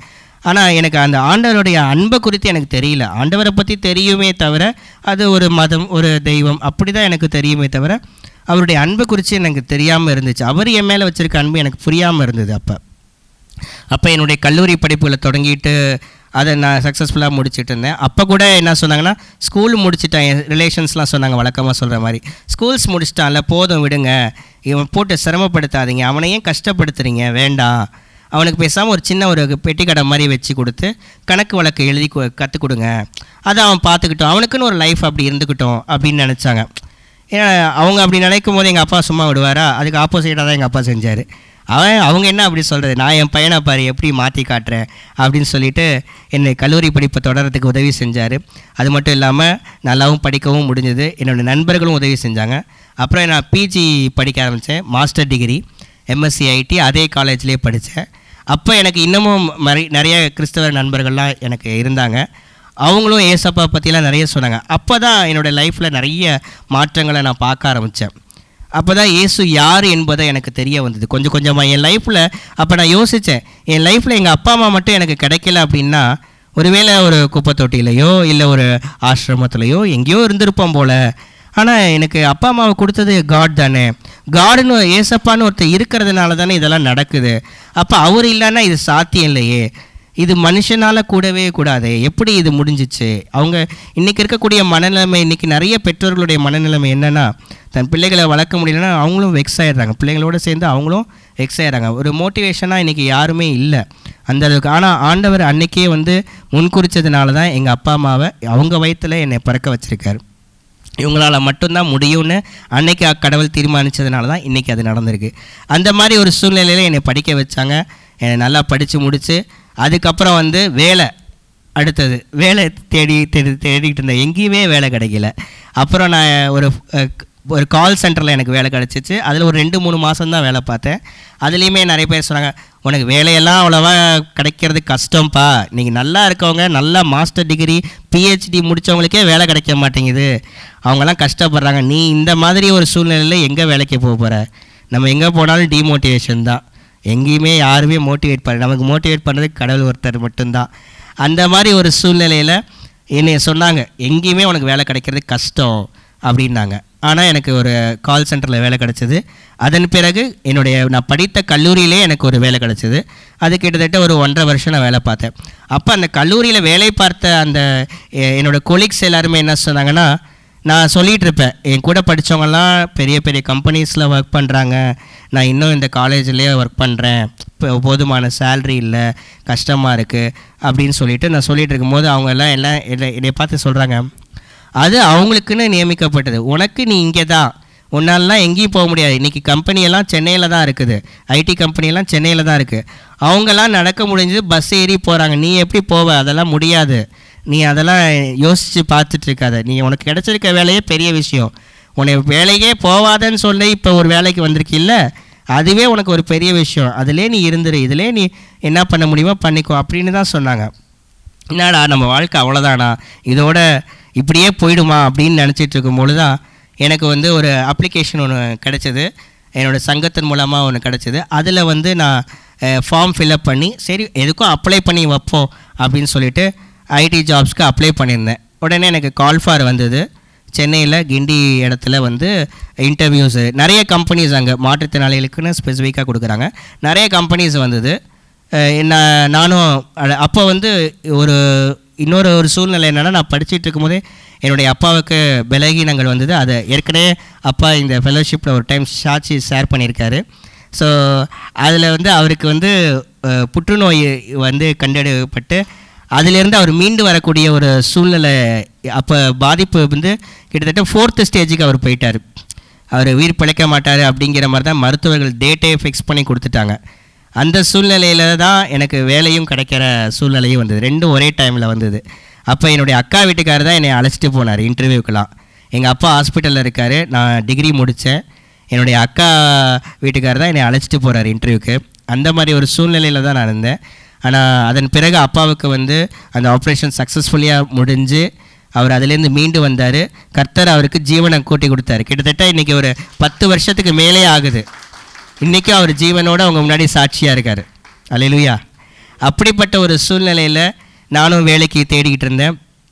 அப்போ வந்து அந்த கம்பெனிஸில் வந்து ஒரு 3 கம்பெனி இன்டர்வியூ அட்டன் பண்ணேன். 3 கம்பெனியில் வந்து 2 கம்பெனி வந்து உறுதியாக சொன்னாங்க, உங்களுக்கு கண்டிப்பாக நாங்கள் கால் ஃபார் பண்ணுறோம், ஐ கெட் பேக் டு சூன். இந்த வார்த்தை அடிக்கடி நீங்கள் நிறைய இளைஞர்கள் கேட்டுக்கிட்டு இருப்பீங்கன்னு நினைக்கிறேன். ரெசியூமை வாங்கி வச்சுட்டு ஐ கால் பேக் யூ சூன் அப்படின்னு சொல்லிடுவாங்க. அந்த மாதிரி எனக்கும் நடந்தது. 2 கம்பெனி உறுதியாக சொன்னாங்க. ஒரு கம்பெனி வந்து எனக்கு உறுதியாக சொல்லலை, இல்லைப்பா பார்க்கலாம் ட்ரை பண்ணலாம் அப்படின்னு சொல்லிட்டு அனுப்பிட்டாங்க. நானும் திருச்சிக்கு வந்துட்டேன். ஒரு டிசம்பர் மாதம் 2010 இருக்கும். அந்த டைமில் எனக்கு ஒரு கால் வந்தது. எந்த கம்பெனி பார்க்கலாம் அப்படின்னு சொன்னாங்கன்னா அவங்க தான் ஃபஸ்ட்டு கூப்பிட்டாங்க. கண்டிப்பாக நாங்கள் கால் பேக் பண்ணுறோம் அப்படின்னு சொன்ன கம்பெனி யாருமே கூப்பிடல. எந்த கம்பெனியில் சொன்னாங்களோ இது மாதிரி பார்க்கலாம் அப்படின்னு சொன்னாங்களோ அந்த கம்பெனி தான் எனக்கு கால் பண்ணாங்க. விப்ரோங்கிற கம்பெனிலேருந்து எனக்கு கால் பண்ணாங்க. கால் பண்ணி நீங்கள் செலக்ட் ஆகிருக்கீங்க இன்டர்வியூவில், உங்களுக்கு வந்து அப்பாயின்மெண்ட் ஆர்டர் நாங்கள் கொடுக்க போகிறோம், சென்னையில் தான் உங்களுக்கு ஒர்க்கு அப்படின்னு சொன்னாங்க. எனக்கு ரொம்ப சந்தோஷம். ஏன்னா சென்னையிலலாம் உன்னால் வேலை பார்க்க முடியாது அப்படின்னு சொன்னவங்களாம் நான் எப்படி ஃபேஸ் பண்ண போகிறேன். அவங்களாம் என்னை வந்து பார்த்தாங்கன்னா எப்பட்றா உனக்கு கிடச்சிச்சு வேலை அப்படின்னு ஆச்சரியமாக பார்ப்பாங்க. அப்போ நான் ஆண்டவருக்கு நன்றி சொன்னேன். ஆண்டவரே, என் அப்பாவையும் சுகத்தோடு காத்தீங்க, எனக்கும் ஒரு நல்ல ஜாப் கொடுத்துருக்கீங்க, அதற்காக நன்றி. சம்பளத்தெல்லாம் நான் அப்போ பெருசாக எதிர்பார்க்கல. எனக்கு அந்த மாதிரி ஒரு துறையில் வேலை பார்க்கணும், நம்ம படித்த படிப்புக்கு ஒரு வேலை கிடைக்கணுன்றதுக்காக நான் அதுக்காக பிரயாசப்பட்டேன். அதே மாதிரி எனக்கு வேலை கிடைச்சிது. அப்போ வந்து அந்த மேனேஜர் வந்து ஒரு மேனேஜர்கிட்ட நான் ஒரு கேள்வி கேட்டேன். இந்த மாதிரி என்னை எடுத்திருக்கீங்க, ஒரு வேளை அனுதாபத்தில் எடுத்துட்டாரோ அப்படின்னு ஒரு சந்தேகம் வந்தது. என்ன இப்படி எடுத்திருக்கீங்களே, நான் வந்து என்னால் நடக்க முடியாது, எப்படி நான் வந்து ஒர்க் பண்ணுவேன், உங்களுக்கு கான்ஃபிடென்ட் எப்படி வந்துச்சுன்னு கேட்டதுக்கு அவங்க வந்து சொன்னாங்க, கம்ப்யூட்டருக்கு வந்து நீங்கள் மாற்றுத்திறனாளியா என்னன்னு தெரியாது, அது வந்து ஜஸ்ட்டு நீங்கள் என்ன டைப் பண்ணுறீங்களோ அதை தான் அது என்ட்ரு ஆகும், அதுக்கு வந்து இந்த டைப் பண்ணுற நபர் வந்து இந்த நபர், அவர் மாற்றுத்திறனாளியா, அவரால் முடியாது, அதனால் அதை நான் ஏற்றுக்க மாட்டேன் அப்படின்னு கம்ப்யூட்டருக்கு தெரியாது. அதனால் நாங்கள் வந்து அதெல்லாம் பார்க்க மாட்டோம், உங்களுக்கு தகுதி இருக்குது, உங்களுக்கு நாலேஜ் இருக்குது, நீங்கள் நல்லா படிச்சிருக்கீங்க, உங்களுக்கு நாங்கள் அப்பாயின்மெண்ட் அதை பேஸ் பண்ணி தான் நான் உங்களுக்கு அப்பாயின்மெண்ட் கொடுக்குறோம் அப்படின்னு சொன்னாங்க. இன்றைக்கி அந்த மாதிரிலாம் அப்பாயின்மெண்ட் நிறைய பேர் கிடைக்குதான்னு தெரில. ஒன்று பார்ப்பாங்க ஆள் எப்படி என்னென்ன, ஓகே ரைட்டு கொடுக்கலாம் அப்படின்னு தான் நினைக்கிறாங்க. ஆனால் இன்றைக்கி தகுதி அடிப்படையில் வேலை கிடைச்சதுங்கிறது உண்மையாகவே பெரிய விஷயந்தான். ஆனால் நான் கிறிஸ்துவை அறியாததுக்கு முன்பதாக என்னுடைய தகுதியில் தான் எனக்கு அது வேலை கிடச்சதுன்னு நான் நினச்சிக்கிட்டு இருந்தேன். கிறிஸ்துவை அறிந்ததுக்கு பிறகு எனக்கு ஒரு தகுதி இல்லை, ஆண்டவருடைய கிருபையினால தான் எனக்கு வேலை கிடச்சதுங்கிறத நான் அப்புறம் தான் புரிஞ்சுக்கிட்டேன். அப்போ என்னோடய லைஃப்பில் இந்த மாதிரி ஒரு டிராஸ்டிக்கான ஒரு சேஞ்சு வந்துடவும் நான் சென்னையில் வேலை பார்க்க ஆரம்பித்தேன். அப்போ வந்து ஒரு சபையில் நான் வந்து பக்கத்துலேயே ஒரு சபை இருந்தது. சரி, ஆண்டவர் தானே நம்மளை இந்த தூரம் கொண்டு வந்திருக்கார். எனக்கு அப்பயுமே ஆண்டவர் மேலே முழு நம்பிக்கை கிடையாது. அதாவது முழு நம்பிக்கைன்னா பெரிய பக்தி அந்த மாதிரியெல்லாம் அன்பு அதெல்லாம் தெரியும். ஆண்டவர் பற்றி எதுவுமே தெரியாத ஒரு சூழ்நிலையில் ஏதோ இந்த அளவுக்கு நான் வந்திருக்கேன்னா கண்டிப்பாக ஆண்டவர் தான் ஏதோ ஒரு வகையில் நமக்கு கரை சேர்த்துருக்காருன்னு சொல்லிட்டு நான் தங்கியிருந்த அந்த ரூமுக்கு பக்கத்துலேயே ஒரு சர்ச் இருந்தது. அங்கே நான் போனேன். அங்கே போய் ஆண்டவருடைய வார்த்தைகளை அதிகமாக கேட்க ஆரம்பித்தேன். கேட்க கேட்க கேட்க ஆண்டவர் என்னோட பிரத்யட்சமாக பேசினார். சிறிது நாள் பிறகு எங்கள் அப்பாவுக்கும் இந்த சுவிசேஷன்லாம் அறிவிக்கப்பட்டது. அப்போ அப்பா வந்து ஏற்றுக்கலை. அவர் வந்து பார்த்திங்கனாக்கா, இயேசுவை வந்து நீங்கள் மதம் மாற்றுறீங்க, வேறு என்ன பண்ணுறீங்க, அதுதானே வெளிநாட்டு கடவுளை வந்து இங்கே வச்சு நீங்கள் மதம் மாற்றுற வேலை தான் பார்க்குறீங்க அப்படின்னே சொன்னார். அவர் போவார், துண்ணூறு எடுத்து பூசிக்குவார், எல்லாம் பண்ணுவார். ஆனால் அவருக்கு ஏசப்பா மேலே கொஞ்சம் கூட நம்பிக்கையே கிடையாது. ஏன் அப்படின்னா அவருக்கு வியாதி வந்துடுச்சு. சுகம் கொடுத்துருக்காரு, அந்த சுகம் ஆப்ரேஷன்னால நடந்தது அப்படின்னு தான் அவர் நினச்சிட்டு இருந்தார். அவருக்கு வந்து ஏசப்பா தான் சுகம் கொடுத்தாருன்றது தெரியல. ஒன்று சொன்னார், ஆனால் ஒரு காரியம், என் பிள்ளையை நடக்க வச்சுட்டா நான் வந்து இயேசுவை ஏற்றுக்கொள்கிறேன்னு ஒரு கண்டிஷன் போட்டார். ஆனால் இன்றைக்கி நான் நடந்துட்டேனான்னு கேட்டால் இல்லை. ஆனாலும் ஏசப்பாவை இன்றைக்கி அவர் அறிந்துட்டார். எப்படின்றத நான் சொல்கிறேன். என்னென்னா, அவர் ஒரு ப்ரேயர் மீட்டிங் போயிருக்காரு. அந்த கேன்சர் பேஷண்ட்டாக அவர் போய் குணமாகி போயிருக்காரு. ஆனாலும் அவருக்கு இந்த வலிகள்லாம் இருந்தது. அந்த டைமில் அவர் போய் வேண்டாம் விருப்பாக தான் போயிருக்காரு அந்த ப்ரேயர் மீட்டிங்க்கு. அங்கே ஒருத்தர் ஆண்டவருடைய வார்த்தைகளை ஷேர் பண்ணும் பொழுது அவர் சொன்ன காரியம் என்னென்னா, இப்போ இங்கே இடத்துல ஒருத்தர் உட்காந்துட்ருக்கீங்க, அவர் வந்து எழுந்திரிச்சு போயிடலாமா வேணாமா அப்படிங்கிற ஒரு சூழ்நிலையில் உட்காந்துருக்கீங்க. தெரில இங்கே யாரும் அப்படி உட்காந்துருக்கீங்களான்னு தெரில. அன்னைக்கு நடந்தது நான் சொல்கிறேன். அப்போ வந்து எழுந்திரிச்சு போயிடலாமா வேணாமான்னு இருக்கீங்க, வலியோடு உட்காந்துருக்கீங்க. இன்றைக்கி சொல்கிறேன், உங்களுக்கு கர்த்தர் சுகம் கொடுக்குறாரு. இன்றைக்கி உங்களுக்கு விடுதலை ஆக போகுது. உங்கள் கூட பேசுகிறாரு. அப்படின்னு சொன்னார். அது அப்படியே அப்பாவுக்கு மூஞ்சில் அரைஞ்ச மாதிரி இருந்ததுன்னு அவரே சாட்சி சொல்லியிருக்காரு ஏற்கனவே இங்கே. அது ஒரு பெரிய டிரான்ஸ்ஃபர்மேஷன். அன்னைக்கு அவர் இயேசு இப்போ பிரதர் அருமையாக சொன்னார், இஸ்லாமிய கடவுளா, இந்து கடவுளா, கிறிஸ்தவ கடவுளா? இல்லை, அவர் தான் கடவுள். எனக்கு ரொம்ப பிடிச்சிருக்கு அந்த வார்த்தை. அவர் மட்டும்தான் கடவுள். கடவுளுங்கிறது ஒருத்தர் தான் இருக்க முடியும் இல்லையா? நம்ம ஆராதிக்கிற தேவன் இயேசு மட்டும்தான் கடவுள் அப்படின்னு அவர் சொல்லும்போது எனக்கு உண்மையுமே அது ரொம்ப யூஸ்ஃபுல்லாக இருந்தது. அது மாதிரி அப்பா அதுக்கப்புறம் தான் இயேசுவே பேசினதை அவர் அன்னைக்கு தான் பேசும் தெய்வம்னு சொல்கிறாங்க இல்லையா? பேசாத கல்லோ மண்ணோ அல்ல, பேசும் தெய்வம்னு சொல்கிறாங்க. அந்த மாதிரி பேசும் தெய்வத்தை, அந்த அனுபவத்தை அவருக்கு அன்னைக்கு தெரிஞ்சுது. அதில் தான் இன்றைக்கி என் பிள்ளை நடக்கலைனாலும் ஏசப்பா தான் தெய்வம் அப்படின்னு அவர் ஏற்றுக்கொண்டார். அதுதான் அவருடைய வாழ்க்கையில் நடந்த ஒரு பெரிய காரியம். என்னுடைய வாழ்க்கையிலையுமே நான் ஞானஸ்தானம் எடுக்கிற அந்த ஒரு நேரம் வரைக்குமே நான் ஏசப்பாவை நம்பலை. ஆனால் ஆண்டவராகி இயேசு கிறிஸ்து என்னிடத்துலையும் பிரச்சனமாக பேசினார். ஏன்னா இது வரைக்கும் அவர் நடத்திக்கிட்டு வராரு. அந்த காரியங்களெல்லாம் நான் அனுபவித்து அதன் மூலமாக எனக்கு ஆண்டவர் என்னோட பேசினார். அப்புறம் நான் ஆண்டவராகி இயேசு கிறிஸ்து நாமத்தில் ரட்சிப்பு அடைஞ்சு ஞானஸ்தானமும் எடுத்துக்கிட்டேன். சரி, இயேசு ஏற்றுக்கிட்டா இனிமேல் ஜாலி தானே லைஃப், அப்படி தானே? நிறைய பேர் நம்ம அப்படி தான் நினச்சிட்ருக்கோம் இல்லையா? இயேசு ஏற்றுக்கிட்டா என்ன, இனிமேல் ஹாப்பியாக இருக்கலாம், ஜாலியாக இருக்கலாம் அப்படின்னு தான் நினச்சிட்டோம். ஆனால் அதுக்கப்புறம் தான் நிறைய போராட்டங்கள், நிறைய பிரச்சனைகள், பாடுகள்லாம் வந்தது. ஒரு சம்பவம், 2-3 சம்பவங்கள் நான் சொல்ல விரும்புகிறேன். நான் ஒரு நாள் ஆஃபீஸில் சர்ச் முடிச்சுட்டு வீட்டுக்கு வந்துட்டுருக்கேன் பைக்கில், என்னுடைய 3 வீலர் வண்டியில் வந்துட்டுருக்கும்போது ஒரு சிக்னலை க்ராஸ் பண்ணுறேன். சிக்னல் க்ராஸ் பண்ணங்காட்டியுமே அது ரெட்டாக மாறிடுச்சு. ஸோ பொதுவாக எல்லாருமே நம்ம என்ன பண்ணுவோம், எல்லோ இருந்தால் தான் ரொம்ப ஸ்பீடாக போவோம் இல்லையா? அப்புறம் ரெட்டாக இருந்தால் கொஞ்சம் நேரம் தானே ரெட்டாக இருக்குன்ட்டு இன்னமும் ஸ்பீடாக போவோம். ஆனால் நான் ப்ராப்பராக ரூல்ஸ் ஃபாலோ பண்ணணும்னு சொல்லிட்டு நான் நிறுத்திட்டேன். நான் சடன் பிரேக் போட்டு நிறுத்தினேன். பின்னாடி ஒரு டாடா இண்டிகா ஒரு வண்டி, பெரிய வண்டி, அது என்னை மோதி அப்படியே நான் பறந்து போய் விழுவுறேன். அந்த சம்பவங்களெல்லாம் இன்றைக்குமே என்னால் நினச்சி கூட பார்க்க முடியல, எப்படி இதெல்லாம் நடந்துச்சு. என்னுடைய கண்களுக்கு இது ரொம்ப ஆச்சரியமாக இருந்தது. என் வண்டியில் அந்த வண்டி கார் மோதி நான் அப்படியே ஒரு 2 அடி தூரம், 8 அடி தூரம்னு சொல்கிறார் போலீஸ் பார்த்துட்டு சொன்னார், எனக்கு தெரியல, விழுந்து மயங்கி அப்படியே விழுந்து என்னை தூக்கி உட்கார வைக்கிறாங்க. நான் விழும்போது கூட இன்னொரு பொருளும் சேர்ந்து விழுது. அது என்ன அப்படின்னா, அந்த காரில் முன்னாடி இருக்க அந்த பம்பர் அப்படியே 2ஆக பொளந்து அதுவும் கீழே விழுவுது. நான் விழுகும்போது அதுவும் பேரலாக கீழே விழுவுது. என்னடா அது, காரே இந்த நிலமைனா நம்ம எந்த நிலமை, வண்டி எந்த நிலமை அப்படின்னு யோசிச்சு சரிண்டு அந்த போலீஸ்லாம் என்னை உட்கார வைக்கிறாங்க, டிராஃபிக் போலீஸ்லாம் உட்கார வச்சுட்டு தண்ணியெல்லாம் கொடுத்துட்டு அப்படி இப்படின்ட்டு ஏதாவது ரத்தம் இருக்கா அப்படின்னு. அன்றைக்கி வேறு நான் ஒயிட் ட்ரெஸ் போட்டிருந்தேன். ரத்தம் இருந்தால் சும்மா ஒரு பொட்டு ரத்தம் இருந்தால் கூட ஈஸியாக தெரிஞ்சிடும். அன்றைக்கின்னு பார்த்து ரொம்ப ஆச்சரியமாக அவங்களே பார்க்குறேன், என்னப்பா இவ்வளோ பலமாக விழுந்திருக்க, ஒரு ரத்தம் இல்லை, காயம் இல்லை, எதுவுமே இல்லை அப்படின்னு. அந்த ஒரு ஜோக்கில் சொல்லுவாங்களே, ஏதோ அந்த டயரில் அது சேரு மட்டும்தான் விட்டுச்சு, அதோடு போயிடுச்சு அப்படின்னு சொல்லுவாங்களே, அது மாதிரி என் லைஃப்பில் நடந்த ஒரு காரியம் இது. அந்த தார் ரோடோட கரை தான் என் பேண்ட்டில் இருந்தது, ரத்த கரையை காணோம். என்னடான்னு ஆச்சரியமாக இருந்தது. பார்த்தா அந்த காரோட பம்பர் 2 அப்படியே உடஞ்சி கிடக்குது. என் வண்டி என்ன ஆயிடுச்சுன்னு பார்த்தா அந்த வண்டி மேலே தான் பண்ணி உட்காந்துருக்க அப்படின்றாங்க. அது எனக்கு ரொம்ப ஆச்சரியமாக இருந்தது. எனக்கு அப்போ எனக்கு ரெகக்னைஸ் பண்ண முடியல, நான் எங்கே இருக்கேன், எங்கே விழுந்திருக்கேன், எதுவுமே தெரியல. பார்த்தா என் வண்டி என்ன ஆச்சு அப்படின்னு கேட்குறேன், அந்த வண்டி மேலே தான் பண்ணி உட்காந்துருக்கேன் அப்படின்றாங்க. பார்த்தா என் வண்டி ஒன்றுமே ஆகலை. எடுத்துக்கிட்டு நான் பாட்டி ஓட்டிகிட்டு நேராக ரயில்வே ஸ்டேஷனில் அவங்க ட்ரெயினில் வருவாங்க, நான் வண்டியில் வருவேன்.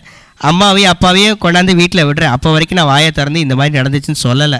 வீட்டுக்கு என்னைய பாருங்கள் அப்படின்னேன். பார்த்தாங்க. ஏதாவது தெரியுதா அப்படின்னு கேட்டேன். ஒன்றும் தெரியலையே, என்ன ஆச்சு அப்படின்னு. இல்லை நல்லா பாருங்கள், என் ட்ரெஸ்ஸு என்ன எல்லாத்தையும் பாருங்கள். ஆமாம், பேண்ட்டெல்லாம் அழுக்காக இருக்குது, ஏதோ கருப்பு கலரில் ஒட்டியிருக்கு, என்ன அது அப்படின்னாங்க.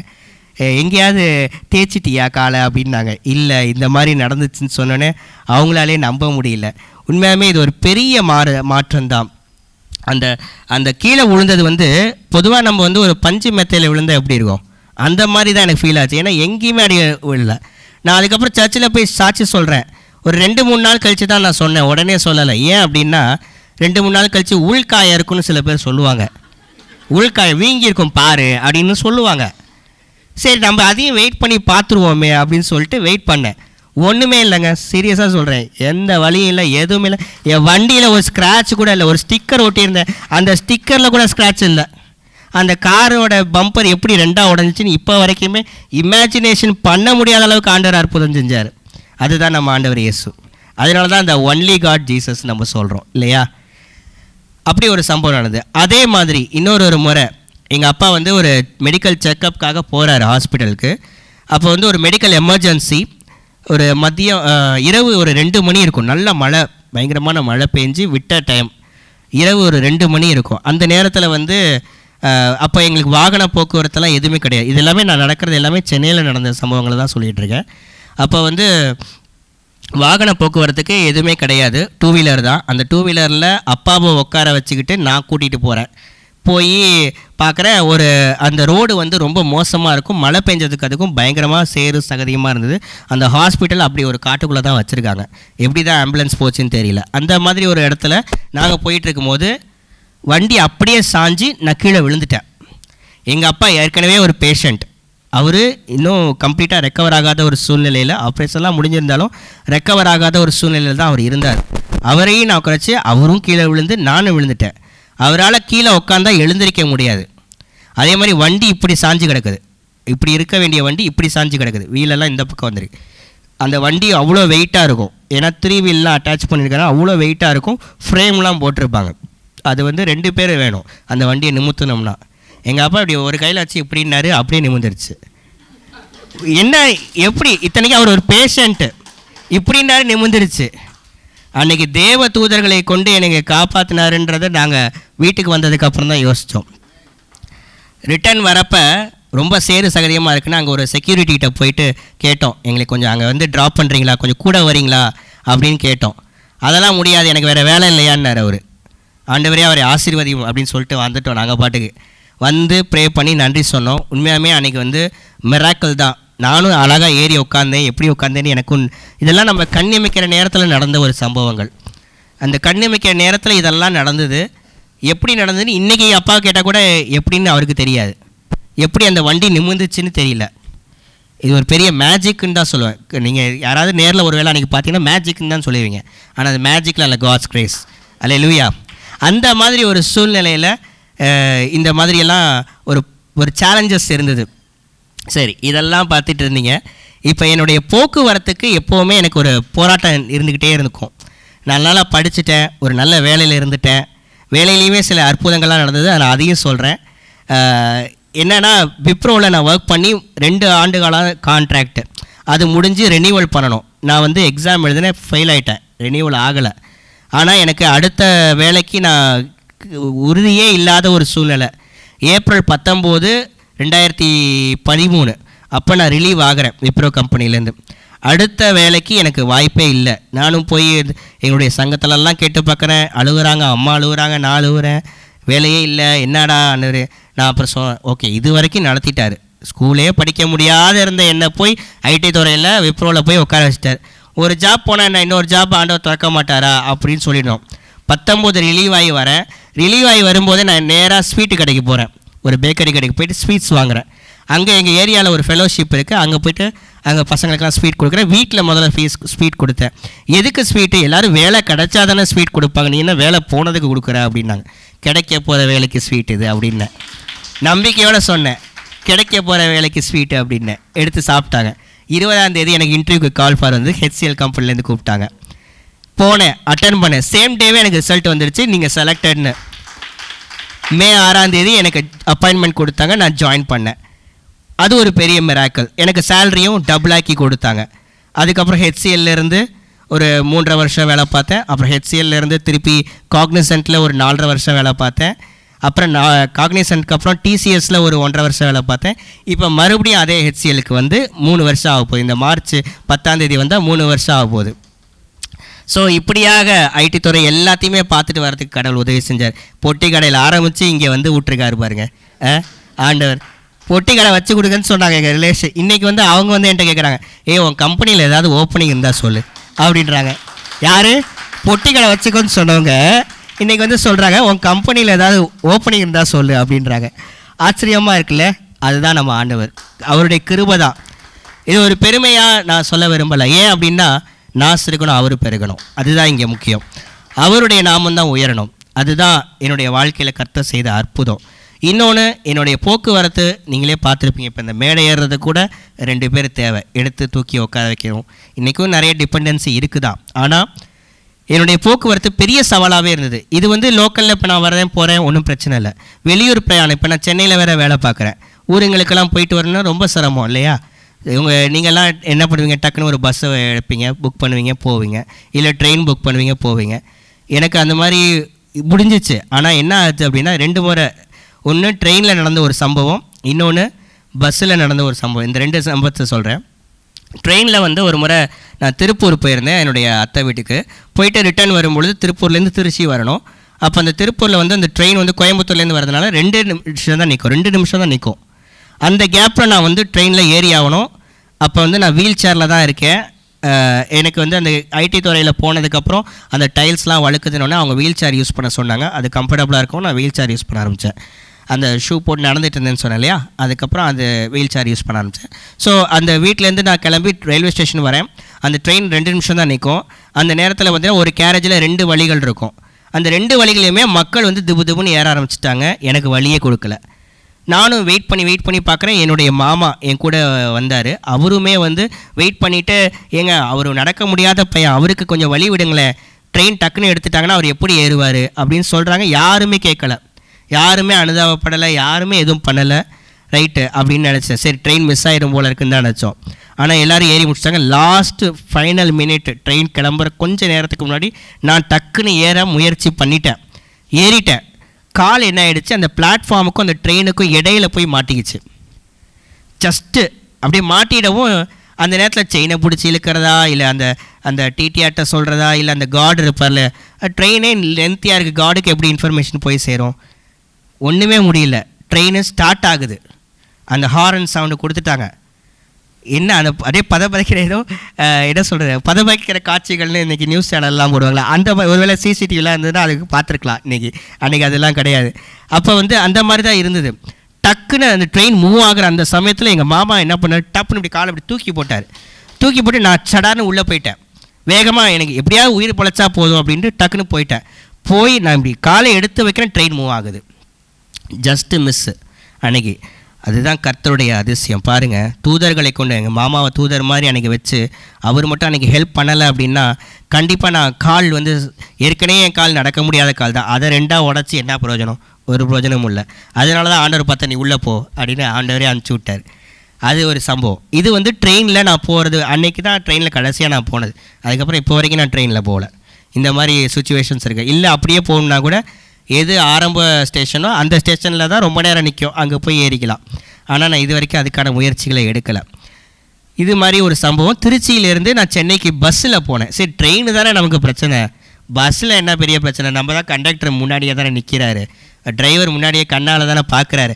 நம்ம பொறுமையாக ஏறுற வரைக்கும் அவங்க வெயிட் பண்ணுவாங்க, என்ன பண்ணிட போகிறாங்க. கவர்மெண்ட் பஸ்னால் கொஞ்சம் அவசரப்படுவாங்களேன்ட்டு நான் ப்ரைவேட் பஸ் புக் பண்ணிட்டேன். அது அப்போவே டிக்கெட் 1000 ரூபா 1500 டிக்கெட் புக் பண்ணி உட்கார்றதுக்காக இங்கே நம்ம சென்ட்ரல் பஸ் ஸ்டாண்டில் தான் ஏறினேன்.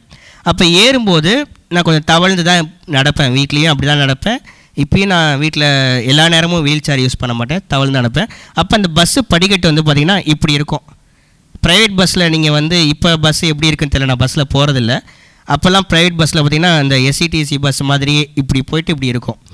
ஏறவே முடியாது, ரொம்ப கஷ்டம். நல்லா ஹைட்டாக வேறு இருக்கும். நானும் கஷ்டப்பட்டுக்கிட்டு ஏறுறேன், எப்படியாவது ஏறிடலாம் அப்படின்னு சொல்லிட்டு கஷ்டப்பட்டுட்டு ஏறுறேன். அந்த கண்டக்டர், அந்த கண்டக்டர்னு சொல்ல மாட்டாங்களே, க்ளீனர், அவர் பார்த்துட்டு இந்த மாதிரி பசங்களை ஏன் இப்படி கூட்டிகிட்டு வரீங்க, எங்களுக்கு லேட் ஆகுது, நாங்கள் போய் நேரத்துக்கு போக வேணாமா அப்படின்ட்டாங்க. எப்படி இருக்கும் எங்களுடைய அப்பா அம்மாவோடைய நிலைமை? நீங்களாம் இந்த பையனை பேசாமல் ஒரு காரில் வச்சு கூப்பிட்டு வர வேண்டியது தானே அப்படின்ட்டாங்க. எனக்கு அப்படியே கண் கலங்கிடுச்சு. என்ன நம்ம சிரமப்பட்டு ஏறினா எல்லோரும் என்ன செய்வாங்க, வாப்பா தம்பி நான் கை பிடிச்சிக்கிறேன் அப்படி தான் சொல்லுவாங்க எல்லாருமே. ஆனால் அன்றைக்கி அந்த க்ளீனரும் அந்த டிரைவரும் சரி, எவ்வளோ நேரம் தான் நீங்கள் ஏறுவீங்க, சீக்கிரம் ஏறுங்க, இந்த மாதிரி பசங்களாம் ஏன் இப்படி கூட்டிகிட்டு வரீங்க அப்படின்னு சொல்லி நான் ரொம்ப லைட்டாக சொல்கிறேன். அவர் ரொம்ப ஹார்ஷாக சொன்னார். அதை என்னால் சொல்ல முடியாது, அவ்வளோ ஹார்ஷாக சொன்னார். அப்பா அம்மாவுடைய மனவேதனையை நான் யோசித்து பார்த்தேன். அதுக்கப்புறம் நானுமே அதை ரொம்ப ஃபீல் பண்ணேன். அப்போ நான் பஸ்ஸு கிளம்பி போய்கிட்டு இருக்கு, நம்ம எல்லோரும் டிக்கெட் கொடுத்து எடுக்கிற மாதிரி தான் நம்மளும் எடுத்திருக்கோம், ஆனால் நம்மளை எப்படி ட்ரீட் பண்ணுறாங்க பாரு அப்படின்னு சொல்லி அழுதுகிட்டே போனேன். அன்றைக்கி நான் முடிவு பண்ணேன், இனிமேல் நம்ம பஸ்ஸு போகக்கூடாது, எப்படி ட்ரெயின் இனிமேல் போகக்கூடாது முடிவு பண்ண மாதிரி பஸ் இனிமேல் போகக்கூடாது அப்படின்னு சொல்லிட்டு அன்றைக்கி தான் அது கடைசி பஸ்ஸு, இதுதான் கடைசி பஸ்ஸாக, இனிமேல் நான் இந்த பஸ்ஸில் இனிமேல் எந்த பஸ்லேயுமே நான் ஏற போகிறதில்லன்னு முடிவு பண்ணி அன்றைக்கி தான் அது. ஆனால் நான் எப்படியாவது போய் ஆகணுமே, என்ன பண்ணுறது அப்படின்னு சொல்லிட்டு இருக்கும்போது ஊருக்கு போய் கொஞ்ச நாள் கழித்து ஒரு காட்சி எனக்கு வந்து வாட்ஸ்அப்பில் வருது. அதில் என்ன அப்படின்னா, ஒரு ஜீப் மாதிரி இருக்குது. அந்த ஜீப்பை வந்து ஒருத்தர் ஓட்டுறாரு. அதுக்கு பின்னாடி இயேசு கிறிஸ்து வந்து அதை கைப்பிடிச்சி சொல்லி கொடுக்குற மாதிரி ஒரு காட்சி வந்து வாட்ஸ்அப்பில் சம்மந்தமே இல்லாமல் எனக்கு வருது. கண்டிப்பாக அந்த அன்னோன் நம்பர் யாருன்னு எனக்கு தெரியாது, யாரோ மாற்றி அனுப்பிச்சிட்டு இருக்காங்க. அந்த நம்பர் எனக்கு கிடையவே கிடையாது. எனக்கு வந்தது, எடுத்து பார்த்தேன், என்ன இது சம்மந்தமே இல்லாமல் வந்திருக்கே, என்னது இயேசு வந்து கார் ஓட்டலாமா சொல்லி தருவார், அவர் மக்களை ரசிக்கிறதுக்காக சிலுவையை சுமந்தார் அப்படின்லாம் பார்த்துருக்கோம், கார் ஓட்டலாமா சொல்லி தருவார் அப்படின்னு ஒரு காரியத்தை நான் அது மைண்டில் அப்படியே வச்சுட்டு விட்டுட்டேன். நான் அதை பற்றி எய்ம் பண்ணல, எதுவும் பண்ணலை.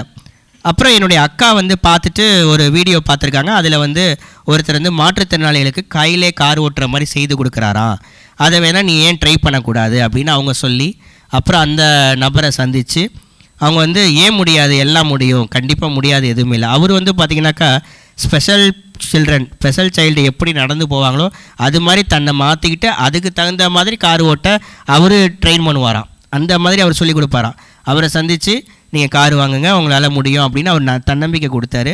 நான் வந்து ஐயோ எனக்கு பயமாக இருக்குது, என்னால் முடியாது, ஏற்கனவே பஸ்ஸில் அடிபட்டோம், ட்ரெயினில் அடிபட்டோம், இப்போ காரில் வேறு அடுத்தது அடிபடணுமா, வேணாம் அப்படின்றதான் நான் மைண்டில் இருந்தது. ஆனால் ஆசையும் இருந்தது. ஏன்னா எனக்கு சின்ன வயசுலேருந்து காருனால் ரொம்ப பிடிக்கும். இந்த திருவிழாலாம் கூப்பிட்டு போனேன்னு இந்த பொம்மை கார் வாங்கி கொடுத்தே 7வது 8வது படிக்கிற வரைக்கும் நான் கார் ஓட்டிக்கிட்டு இருந்தேன், பொம்மை காரு. நீங்கள் நம்ப மாட்டீங்க, வீட்டில் போய்ட்டு அந்த தோட்டத்தில் இப்படியே ஓட்டிக்கிட்டு இருப்பேன், ட்ருன்னு சவுண்டு விட்டுக்கிட்டு.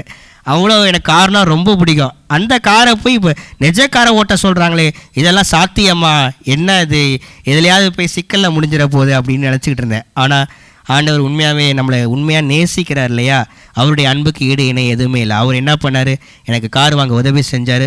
அப்போதைக்கு ஒரு சின்ன கார் தான் கிடச்சிது, ஓகே பரவாயில்ல அப்படின்னு சொல்லிட்டு அந்த காரை வாங்கி மொதல் 2 நாள் கொஞ்சம் பயமாக தான் இருந்தது. ஆனால் ஆண்டவர் என்னை திடப்படுத்தி ஒரு மாதத்துலேயே இங்கேருந்து பாண்டிச்சேரி, சென்னையிலேருந்து பாண்டிச்சேரி போகிறதுக்கு உதவி செஞ்சார்.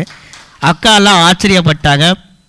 அந்த வருஷத்துலே எந்தெந்த சொந்தக்காரங்களாம் பொட்டி கடை வச்சு கொடு, போதும், படிக்க வைக்காத, கஷ்டப்படாத, அவனை ஏன் தூக்கிட்டு போகிற அப்படின்னு சொன்னவங்கள அப்பா அம்மா என்னை தூக்கிட்டு போனாங்க. இன்றைக்கி அவன் வந்து அவங்க அப்பா அம்மாவை கூட்டிகிட்டு போகிறானே அப்படின்னு பார்க்குறாங்க.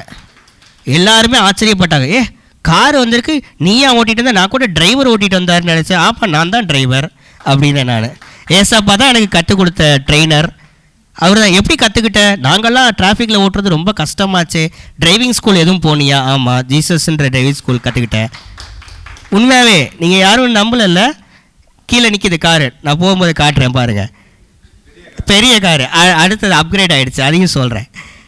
அந்த மாதிரி ஆண்டவர் தான் கற்றுக் கொடுத்தார். உண்மையுமே என் கூட பயணிக்கிறவங்க எல்லாருமே சொல்லியிருக்காங்க. எனக்கு ஆனால் அது ஒரு பெரிய விஷயமா தெரியல. பட் அவங்க சொல்லும்போது தான், ஆண்டவர் தான் நமக்கு கற்றுக் கொடுத்துருக்காரோ, அதனால தான் நம்ம இவ்வளோ நல்லா ஓட்டுறோமோ அப்படிங்கிற ஒரு ஆச்சரியம் எனக்கு இருந்தது. எந்தெந்த வீட்டுக்கெல்லாம் யாரெல்லாம் என்னென்ன சொன்னாங்களோ அவங்க எல்லார் வீட்டுக்கும் போய் அவங்க முன்னாடி இயேசு தான் தெய்வம்ன்றதை சொல்லியாச்சு. அவ்வளோதான், சுவிசேஷம் அது மூலியமாக பரவிடுச்சு. ஆண்டோடைய அன்பு அதன் மூலியமாக தெரிஞ்சிருச்சு. எல்லோரும் இப்படி மேலே கீழே பார்த்தாங்க பயங்கரமாக. சரி ரைட்டு, அவங்களுக்குன்னு நியமிக்கப்பட்ட ஒரு நாள் வரும், அதில் நிச்சயமாக ஆண்டவர் பேசுவார் அவங்க கூட. அதே மாதிரி வீட்டில் சென்னையிலையும் வந்து சுவிசேஷம் அறிவிக்கிறதுக்கு ஒரு ஏற்பாடுகள் செஞ்சார். மினிஸ்ட்ரிஸ்லாம் அப்புறம் அப்படியே என் வாழ்க்கை போதும் அப்படின்னு நம்ம இருந்துட முடியாது இல்லையா, ஆண்டவருக்காக நம்ம ஏதாவது செய்யணும் இல்லையா. மினிஸ்ட்ரிஸ்லாம் நாங்கள் போனோம். அது மட்டும் இல்லாமல் இன்றைக்கி எனக்கு கிடச்சிருக்க இந்த அப்பா அம்மா மாதிரி எல்லா மாற்றுத்திறனாளிகளுக்கும் அப்பா அம்மா இருப்பாங்களான்னு கேட்டால் கண்டிப்பாக இல்லை. நிறைய நேரங்களில் நான் அவங்களெல்லாம் சந்தித்து பேசும்போது கடவுள் நம்பிக்கை இல்லாமல் தான் இருப்பாங்க. கோயிலுக்கே போனாலும் பேருக்குன்னு தான் போயிட்டு வருவாங்க. கடவுள் வந்து என்ன, நாத்திகர்களாக நிறையா மாற்றுத்திறனாளிகள் போயிருக்கிறாங்க. கடவுளே இல்லை அப்படிங்கிற கொள்கையில் நிறைய பேர் போயிருக்காங்க. 80-90% பேர் அப்படி தான் இருக்காங்க. மீதி பேர் மதம் அப்படிங்கிற அடிப்படையில் கடவுளை வழிபடுறாங்க, அவ்வளோதானே தவிர உண்மையான அன்பு உள்ளம் கொண்டவங்க யாருமே கிடையாது. அவங்கெல்லாம் என்னை பார்த்து கேள்வி கேட்காங்க, ஏயா கடவுளை போய் நீ வழிபடுறியே, ஏசுன்றியே, அதுன்றிய, மீட்டிங்ன்றியே, எப்படியா உன்னை இந்த மாதிரி படைச்சதே அவர் தான்? ஆமாம், அவர் தான் படைச்சார், அவருடைய நாம மகிமைக்காக படைச்சார், அவ்வளோதான். இப்போ நான் நல்லா தான் இருக்கேன், என் கூட அவர் இருக்கார், இதை விட என்ன வேணும் எனக்கு? எனக்கு அவர் காலாக இருந்து என்னை கூட்டிகிட்டு போகிறாரு அப்படி. ஏன்னா பைபிளில் ஒரு வசனம் இருக்குல்ல, இவன் பிறந்தது இவருடைய பெற்றோர்கள் செய்த பாவமோ இவன் செஞ்ச பாவமோ இல்லை, என் நாம மகிமை, சொல்லுங்கள், என் நாம மகிமைப்படுவதற்காக இவன் இப்படி பிறந்திருக்கான்னு சொன்னார் இல்லையா. அது இன்றைக்கி வந்து இன்றைக்கி எங்கள் வாழ்க்கையில் என்னுடைய வாழ்க்கையில் நடந்திருக்கு. இன்றைக்கும் அவருடைய வாழ்க்கை என்னுடைய வாழ்க்கை வந்து ஆண்டவர் நாம மகிமைக்காக வாழ்ந்துட்டுருக்கேன். கர்த்தர் அதை ஆசீர்வச்சிருக்காரு. அந்த மாதிரி வந்து என்னுடைய மாற்றுத்திறனாளி சகோதர சகோதரிகள்லாம் கேட்பாங்க. அவங்கக்கிட்டலாம் ஆண்டவரை பற்றி சொல்கிறதுக்கோ இல்லை செஞ்சாலுமே வெறுப்பாக தான் பேசுவாங்க. என்ன வாழ்க்கை இது, நமக்குன்னு எதுவுமே இல்லைன்னு. நான் சொல்லுவேன், ஏசப்பான்ற ஒருத்தரை உங்கள் வாழ்க்கையில் சேர்த்துக்கோங்க, உங்கள் வாழ்க்கை அற்புதமாக மாறும் அப்படின்னு சொல்லும்போது அவங்க ஒரு சிலர் ஏற்றுப்பாங்க, ஒரு சிலர் ஏற்றுக்கொள்ள மாட்டாங்க. இருந்தாலும் இன்றைக்கி என்னையை பார்த்து அவங்க ஆச்சரியப்படுறாங்க. இப்படி ஒரு மனிதன் இவன் கடவுள் நம்பிக்கையோடு எப்படி இருக்கான், அதுவும் இயேசுன்றானே, எப்படி இவனால் முடியுது, இவன் இப்படி இருந்ததுக்கான காரணமே அவர் தானே அப்படின்னோட அவங்களாம் ஆச்சரியமாக பார்க்குறாங்க. ஸோ அந்த மாதிரி எனக்கு வாழ்க்கையில் நிறைய மாற்றங்கள் ஏற்பட்டது. அது மட்டும் இல்லாமல் நான் கீபோர்டெலாம் கற்றுக்கிட்டேன். கடவுள் எனக்கு கற்றுக் கொடுத்தேன். அதுவும் நான் கிளாஸெல்லாம் எங்கேயும் போகல. கீபோர்டு வாசிப்பேன், சாங்ஸ் கம்போஸ் பண்ணேன். அதுவுமே பிரபலமாகணுன்றலாம் கிடையாது, சும்மா உட்காந்துருக்கும் போது ஆண்டவருக்காக பாடல்கள் எழுதி கம்போஸ் பண்ணுவேன், அவ்வளோதான். அதுக்கப்புறம் அப்படியே லைஃப் போச்சு. கர்த்தருடைய வாழ்க்கை கர்த்தர் வந்து என்னுடைய வாழ்க்கையில் இவ்வளோ பெரிய ஒரு காரியங்களை செஞ்சுருக்காரு உண்மையாமே. இப்போ வந்து பார்த்திங்கன்னா சின்ன கார் ஓட்டிக்கிட்டு இருந்தேன் நான், இப்போ பெரிய காருக்கு ப்ரொமோட் பண்ணியிருக்காரு. அதுவுமே நிறைய தடைகள் இருந்தது. இவ்வளோ பெரிய கார் நீ எப்படி ஓட்டுவ, உனக்கு அது முதல்ல தேவையா அப்படின்னு கேட்டாங்க. தேவையானா இந்த வீல் சேர் இதெல்லாம் வைக்கிறதுக்கு எனக்கு போதுமான இடம் சின்ன காரில் இல்லை. அதனால பெரிய கார் வாங்க முடியாத ஒரு சூழ்நிலையினால வாங்கினேன். அது மட்டும் இல்லாமல் எல்லோரும் கேட்ட கேள்வி என்னென்னா, இந்த கார் எடுத்துகிட்டு மேக்ஸிமம் என்ன சென்னைக்கு போயிருப்பேன் இல்லை திருச்சிக்கு வர, இதை தவிர எங்கே போயிருக்க போகிறேன், உன்னால் அவ்வளோதானே ஓட்ட முடியும் அப்படின்னாங்க. ஆனால் ஆச்சரியமாக பார்த்தீங்கன்னாக்கா 3 ஹில் ஸ்டேஷன் நான் போயிட்டு வந்துட்டேன். மூணார் போனேன், நானே செல்ஃப் ட்ரைவ் பண்ணேன். அதுக்கும் முக்கிய காரணம் எங்கள் அப்பா தான். எங்கள் அப்பா வந்து எனக்கு உத்வேகம் கொடுக்கறதுல நம்பர் 1 எப்போவுமே. ஏன்னா சின்ன வயசில் என்னை படிக்க வச்சதுலேருந்து வேலைக்கு போக வச்சதுலேருந்து இப்போ கார் ஓட்டுறதுக்கு அவர் தான் உத்வேகம் கொடுத்தாரு. அதுலேயும் ஹில் ஸ்டேஷன் போகிறதுக்கு யாரையாவது கூப்பிடலாமா துணைக்கி, ஒரு வேளை ஏதாவது ஆயிடுச்சுன்னா என்ன பண்ணுறதுன்னு பயப்படாமல் நீ ஓட்டுறா நான் உட்காந்து வரேன் அப்படின்னாரு. எனக்கு உண்மையாகவே எங்கள் அப்பா எனக்கு அவ்வளோ தைரியம் கொடுத்தது எனக்கு ரொம்ப ஆச்சரியந்தான். ஏன்னா யாருமே வந்து ஏன்னா ஸ்டேரிங் வந்து ஒரு கையில் தான் ஓட்டணும், இன்னொரு கையில் ஆக்சிலேட்டர் பிரேக் கொடுத்துருவாங்க. நான் 2 கை பிடிச்சி ஓட்டுறவங்களே கொஞ்சம் தடுமாறுவாங்க இல்லையா. அதுவும் ஹில் ஸ்டேஷனில் உங்களுக்கு தெரியும் எப்படி ஓட்டணும், ஹேர்பின் பென்லாம் வரும். நான் ஒரு கையிலே மாவாட்டுற மாதிரி இப்படி ஓட்டி அப்புறம் கஷ்டப்பட்டு ஏற்றி அந்த மாதிரி தான் ஓட்டுற மாதிரி ஒரு சூழ்நிலை இருந்தது. ஆனால் ஆச்சரியம் பாருங்கள், கிட்டத்தட்ட திருச்சியிலேருந்து மூணாறு ஒரு 5 மணி நேரத்துலேயே நான் போயிட்டேன், ரீச் பண்ணிட்டேன். அது ஒரு பெரிய ஆச்சரியம். அதுக்கப்புறம் ஊட்டி இன்னும் கொஞ்சம் நேரோவாக இருக்கும் ரோடு, இன்னும் பார்த்திங்கன்னா ஹேர்பின் பென்ஸ் நிறையா இருக்கும், அதுவும் நான் போனேன். அதுவும் ஒரு பெரிய சாதனை தான். எல்லாருமே நீயா ஓட்டின நம்ப முடியல, நீ ஏதாவது டிரைவர் வச்சு தான் போயிருப்பேன்னு நினச்சேன், நீ ஓட்டுறியா. நிறைய பேர் என்ன பண்ணாங்க, நான் கூப்பிட்டாங்க எங்கள் அப்பா ஒரு சில ஃப்ரெண்ட்ஸை கூப்பிட்டாங்க வர சொல்லி. அவங்க வந்து யார் ஓட்டுறா, டிரைவர் யாரும் போட்டிருக்கீங்களா அப்படின்னாங்க. இல்லை என் பையன் தான் ஓட்டுறானோடனே பயந்து ஓடியே போயிட்டாங்க, தெரிச்சு ஓடி போயிட்டாங்க. இல்லை எனக்கு ஆஃபீஸில் வேலை இருக்குது அது இருக்குன்னு சொல்லி ஓடிட்டாங்க. உண்மையாகவே இன்றைக்கி அவங்க போயிட்டு வந்ததுக்கப்புறம் போயிட்டு வந்துட்டியா அப்படின்னு பார்க்குறாங்க. இது போயிட்டு வந்துட்டியாவா அப்படின்னு, போயிட்டு வந்துட்டியான்னு பார்த்தாங்க. ஆனால் அதுக்கப்புறமும் அடுத்த தடவை நீ போகும்போது என்னை கூப்பிடு நானும் வரேன் அப்படின்றாங்க. உண்மையே ஆச்சரியம் தான். அதுக்கப்புறம் கன்னியாகுமரி போனேன், தனுஷ்கோடி போனேன், ஊட்டி போனேன், அதுக்கப்புறம் பார்த்திங்கன்னா ஏற்காடு போனேன். இப்போல்லாம் பார்த்தாரு ஆண்டவர், ஏன் சின்ன காரை வச்சு கஷ்டப்படுற, பெரிய காரை உனக்கு கொடுத்தாருன்னு சொல்லி ஆண்டவர் பெரிய காரை கொடுத்தாரு. போன வருஷம்தான் வாங்கினேன். அந்த காரை ஓட்ட முடியுமான்னு நிறைய பேர் கேட்டாங்க. ஆனால் அதையும் ஓட்ட முடியும். இன்றைக்கி வந்து ஹெவி டிராஃபிக்கில் மிட் நைட்டில் நேற்று வந்து பார்த்திங்கன்னா கிட்டத்தட்ட ஒரு 7:30 மணிக்கு தான் கிளம்பணும் சென்னையிலேருந்து. நல்ல டிராஃபிக் தான், ஆனால் பத்திரமா ஆண்டவர் கூட்டிகிட்டு வந்தார். நைட்டு 1 o'clockலாம் இங்கே திருச்சி வந்துட்டோம். இன்றைக்கி இந்த ஃபெலோஷிப்பில் இந்த மீட்டிங்கில் உங்களெல்லாம் பார்த்து இந்த மாதிரி ஆண்டவர் நாமத்தை சொல்லணும்னு இருந்திருக்கு போல். அதுக்கு ஹெல்ப் பண்ண பாஸ்கர் சாருக்கு ரொம்ப நன்றி, மற்ற எல்லாருடைய குழுவுக்கும் நன்றி. உண்மையாகவே இவ்வளோ நேரம் பொறுமையாக உட்காந்து கேட்டுட்ருக்கீங்க, ஆச்சரியமாக இருக்குது. ஏன்னா ஒரு 10 நிமிஷத்துக்கு மேலே பேசினா யாரும் கேட்க மாட்டேன். யூடியூப்லேயே ஷார்ட்ஸ் தான் எல்லோரும் பார்க்குறாங்க, யாரும் லென்த்தி வீடியோ பார்க்குறதில்ல. இந்த வீடியோவே யாரும் பார்ப்பாங்களான்னு தெரியல. அது எல்லாமே ஃபாஸ்ட்டு ஃபுட்டு தான் சாப்பிட்றாங்க, யாரும் ஸ்லோவாக சாப்பிட்றதில்ல. எல்லாமே ஷார்ட்டாக போய்ட்டுருக்கு. கொஞ்ச நாளில் லைஃபும் ஷார்ட்டாக போயிருமோன்னு பயமாக இருக்குது. அதனால் கொஞ்சம் கவனமாக இருக்குது. ஏன்னா உலக போரெலாம் வந்துக்கிட்டு இருக்கு, செய்திகள் கேள்விப்படுறீங்க. நிலை இல்லாத வாழ்க்கையில் தான் நம்ம வாழ்ந்து, இது நிரந்தரமே கிடையாது. இயேசுவை ஏற்றுக்கிட்டே நான் ஜாலியாக இருப்பேன்லாம் நினச்சிடாதீங்க. கஷ்டங்கள் பாடுகள் இருக்கும், கூடவே இயேசுவும் இருப்பார். அதுதான் கிறிஸ்துவுக்கு முன் இயேசுவும் இருப்பார். கிறிஸ்துவுக்கு முன்னும் இயேசு இருந்திருக்காரு என் லைஃப்பில், ஆனால் எனக்கு தெரியல. கிறிஸ்துவுக்கு பிறகு, அதாவது கிறிஸ்துவை நான் அறிஞ்சு கொண்ட பிறகு அவர் என் கூடவே இருக்காருங்கிறத நான் இன்றைக்கி புரிஞ்சுக்கிட்டேன். என்னுடைய நண்பருக்கு இப்போ வரத்துக்கு கொஞ்ச நேரத்துக்கு முன்னாடி தான் துபாயில் இருக்க என்னுடைய நண்பருக்கு ஃபோன் பண்ணி கேட்டேன், அங்கே சுச்சுவேஷன் எப்படி இருக்குன்னு கேட்டேன். என்னோடய வீட்டிலேருந்து 500 மீட்டரில் தான் ஏர்போர்ட் இருக்குது, இப்போ தான் அட்டாக் நடந்ததுன்னு சொன்னாங்க. உண்மையாகவே அதை கேட்கும்போது நிதர்சனமான, அதாவது என்ன சொல்கிறது, நிலையற்ற உலகத்தில் நம்ம இருக்கோம். அவங்க லைஃபுக்கு கேரண்டி இல்லை, நம்ம லைஃபுக்கும் கேரண்டி கிடையாது. இயேசு மட்டும்தான் நித்திய வாழ்வுக்கு கேரண்டி கொடுத்துட்டு போயிருக்காரு. நான் உங்களுக்கு நித்திய ஜீவனை அளிப்பேன் என்று வாக்கு தத்தம் தந்திருக்காரு. இன்றைக்கி நம்ம வருஷந்தோறும் வாக்கு தத்தம் கேட்குறோம் இல்லையா, அந்த வாக்கு தத்தம்லாம் கூட விட்டுருங்க. ஆனால் இந்த வாக்கு தத்தம் இயேசுவே கொடுத்தது. அதனால் அந்த வாக்கு தத்தத்தை பிடிச்சிக்கிட்டு ஏசப்பா மேலே நம்பிக்கை வச்சு நீங்கள் ஏற்றுக்கொள்கிறீங்களோ ஏற்றுக்கொள்ளையோ, அவர் உங்களை எப்போயோ ஏற்றுக்கிட்டார். நாம் என்னத்தை அவரை போய் ஏற்றுக்கிறது? வானத்தையும் பூமியும் படைச்ச கடவுளை போய் நம்ம ஏற்றுக்கிறோமா? இது எங்கேயாவது நியாயமாக இருக்கா? அவர் தான் நம்மளை ஏற்றுக்கிட்டார் இல்லையா? என்னை ஏற்றுக்கிட்டார். நான் ஏற்றுக்கிட்டேன்னு நான் சொல்லவே முடியாது. அவர் என்னை ஏற்றுக்கிட்டாதுங்கிறத நான் தெரிஞ்சுக்கிட்டேன்னு வேணால் நான் சொல்லலாமே தவிர, நான் இயேசுவை ஏற்றுக்கோ, இவர் பெரிய இவர் இயேசுவை ஏற்றுக்கிட்டாராம் அப்படின்லாம் அது மாதிரி பேசுகிறதுக்கு தகுதி இருக்கான்னு தெரியல. ஏன்னா ஏசப்பாவை விட சிறந்த மனிதரும் இல்லை, சிறந்த தெய்வமும் இல்லை. மனுஷரும் அவர் தான், தெய்வம் மனிதராய் வந்த ஒரே ஒரு பேரான குமாரன் இயேசு கிறிஸ்து மட்டும்தான். வானத்துக்கும் பூமிக்கும் சகல அதிகாரம் படைத்த ஆண்டவர். இன்றைக்கி எத்தனையோ அதிகாரிகள்கிட்ட அதிகாரம் இருக்கலாம், ஆனால் வானத்துக்கும் பூமிக்கும் அதிகாரம் படைத்தவர் நம்ம ஆண்டவராகி இயேசு கிறிஸ்து மட்டும்தான். சத்துவங்களை அசைக்க பண்ணுகிறவர். அவர் சீக்கிரமாக வரப்போகிறார். நாம் எல்லாருமே ஆயத்தமாகணும். ஏன்னா ஆண்டவர் சொன்ன வார்த்தைகள்லாம் நடந்துகிட்டு இருக்கு. யுத்தங்களின் சத்தத்தை கேள்விப்படுவீங்கன்னாங்க, அது நடந்துகிட்டு இருக்கு. அவருடைய வருகைக்கும் நம்ம ஆயத்தமாகணும். அவர் இன்னொரு ஒரே ஒரு விஷயம் மட்டும் நான் சொல்லி முடிக்கிறேன். கண்ணுக்கு தெரிந்த சகோதரிடத்தில் அன்பாக இல்லாதவன் கண்ணுக்கு தெரியாத தேவனிடத்தில் அன்பாக இருப்பது எப்படின்னு ஒரு வசனம் இருக்குது. அதை நான் என் காரில் எழுதி வச்சுருந்தேன், பழைய காரில். அதை பார்த்துட்டு நிறைய பேர் மனம் திரும்பியிருக்காங்க. நிறைய பேர் என்கிட்ட வந்து சொல்லுவாங்க, இப்படி ஒரு வாசகம் இருக்குங்கிறது எனக்கு பைபிளில் இருக்குதுன்னு கிறிஸ்டியன்ஸே வந்து சொல்லியிருக்காங்க. இப்படி ஒரு வசனம் இருக்கா பைபிளில் அப்படின்றாங்க. நான் அப்படி பார்த்தேன், நீங்கள் உண்மையாகவே கிறிஸ்டியன் தானா, பைபிள் வாசிக்கிறவர் தானான்னு. நிறைய பேருக்கு தெரியல. உங்களுக்கெல்லாம் தெரிஞ்சிருக்கலாம் மேபி. நான் உங்களை யாரையும் எதுவும் சொல்லலை, பொதுவாக நடந்ததை சொல்கிறேன். அதனால் நம்ம பக்கத்தில் இருக்கிற சகோதர சகோதரிகளை நேசிங்க. எனக்கு அவனை கண்டாலே பிடிக்காது அப்படின்லாம் யாரும் சொல்லிடாதீங்க. அது மாதிரிலாம் இருந்துடக்கூடாது. ஏன்னா ஒருவேளை இயேசு நம்மக்கிட்ட வந்து இவனை கண்டாலே பிடிக்கலன்னு சொல்லியிருந்தாருன்னா, யூதாஸ் காரியத்தை கூட இவன் பிறவாது இருந்தால் நலமாக இருக்குன்னு தான் சொன்னாரே தவிர, அவன் என்னை ஸ்நேகிதன்னாரு. யூதாஸ் காரியத்தை ஸ்நேகிதன் தான் சொன்னார். யாரையுமே ஆண்டவர் வெறுக்கலை, எல்லாருமே ஸ்நேகிதன் தான் சொன்னார். எல்லாருமே சகோதர சகோதரிகள் அப்படின்னு தான் சொன்னார். நம்ம சுற்றி உள்ளவங்க எல்லாருமே சகோதர மதம் ஜாதி இதெல்லாம் பார்க்க அதெல்லாம் மனுஷனால் உண்டானது. ஏசப்பாவால் உண்டானது ஒன்றே ஒன்று தான், அன்பு மட்டும்தான்.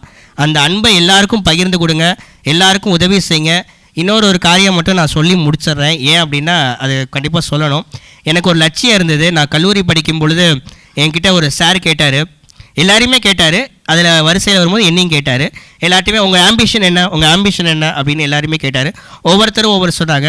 அதில் ஒரு பொண்ணு சொன்னிச்சு, நான் கல்யாணம் பண்ணிக்கணும் அப்படின்னு சொன்னிச்சு. அது மாதிரியெல்லாம் கூட சொல்கிறாங்க ஆம்பிஷன். அதெல்லாம் கூட இன்றைக்கி ஆம்பிஷனாக இருக்குது. ஆமாம், கல்யாணம் நடக்கிறதே ஒரு பெரிய விஷயம் தானே, அதுவே இன்றைக்கி ஆம்பிஷன் தான். அப்போ கல்யாணம் பண்ணிக்கிட்டு குடும்பம் நடத்துகிற அது ஒரு ஆம்பிஷனாக இன்றைக்கி போயிடுச்சு. நிறைய பேருக்கு நிறைய சேலஞ்சஸ் இருக்க தான் செய்யுது இல்லையா? பிஸ்னஸ் ரன் பண்ணுறது ஒரு ஆம்பிஷனாக இருக்குது நிறைய பேருக்கு. அது மாதிரி என்கிட்ட கேட்டாங்க ஆம்பிஷன் என்ன அப்படின்னு சொல்லிட்டு. நான் சொன்னேன், நான் நிறைய சம்பாதிக்கணும் அப்படின்னு. என்ன பணத்தை ஆசை பிடிச்சவனாக இருப்பான் போல இருக்குது, சம்பாதிக்கணும்னு ஆசைப்பட்றான், இப்படி ஒரு ஆம்பிஷனாக இவனுக்கு அப்படின்னு எல்லாருமே ஆச்சரியமாக பார்த்தாங்க. ஏன் அப்படி சொல்கிற அப்படின்னு எங்கள் சார் கேட்டார். இல்லை, நான் சம்பாதிக்கணும்னு சொன்னது எனக்காக இல்லை, என்னை போன்ற ஆதரவற்ற மாற்றுத்திறனாளிகள் இந்த உலகத்தில் நிறைய பேர் இருக்காங்க. ஏன் கண்ணுக்கு தெரிஞ்ச சகோதரர் நிறைய பேர் இருக்காங்க. நான் அவங்களை நேசிக்கணும், அவங்க இடத்துல அன்பு செலுத்தணும், அவங்களுக்கு நான் ஆதரவாக இருக்கணும் அப்படின்னு சொல்லிட்டு அதுக்காக நான் நிறைய சம்பாதிக்கணும் ஆசைப்பட்டேன் அப்படின்னு சொன்னேன். இன்றைக்கி ஐடி துறையில் எனக்கு நிறைய ஆதரவு கிடச்சிருக்கு, நிறைய சம்பளமும் கிடைக்கிது. நிறைய பேருக்கு மாற்றுத்திறனாளிகளுக்கு சமூக பணிகளை நான் மேற்கொண்டுட்டு இருக்கேன். வருஷந்தோறும் பண்ணுறேன், மாதந்தோறும் சில நேரம் வாய்ப்பு கிடைச்சா பண்ணுறேன். நிறைய பேருக்கு ஆண்டவரை பற்றியும் சொல்கிறேன். அதே மாதிரி அவங்களுக்கு தேவைகளை ஒரு சிலருக்கு கடை வச்சு கொடுத்துருக்கோம், ஒரு சிலருக்கு எஜுகேஷன்ஸ்க்கு ஹெல்ப் பண்ணியிருக்கோம். என்னோட இணைஞ்சு என் கூட படித்த தோழி சித்ரா இருக்காங்க, என் கூட அவங்க பிஜி படித்தாங்க. அவங்களுடைய கணவர் ஆண்டனி இருக்காங்க, அவங்களும் இன்றைக்கி வந்திருக்காங்க. ரொம்ப சந்தோஷம். அவங்களுமே என் கூட சேர்ந்து, அவங்க என் கூட சேர்ந்தா இல்லை நான் அவங்க கூட சேர்ந்தான்னு தெரில, நாங்கள் 2 பேருமே ஏசப்பா கூட சேர்ந்து நல்ல சமூக பணிகள் பண்ணிக்கிட்டு இருக்கோம். கடவுள் வந்து இதை உண்மையாகவே ஆசீர்வச்சு கொடுத்துருக்காரு. நிறைய பேருக்கு ஆசீர்வாதமாக வச்சுருக்காரு. பொட்டி கடை வச்சு பொழப்பு நடத்தணும் இருந்த எண்ணெய் போய் சமூக பணி செய்ய வச்சுருக்காரு பாருங்கள் ஆண்டவர். அதுதான் ஒரு ஆச்சரியமான ஒரு விஷயம்.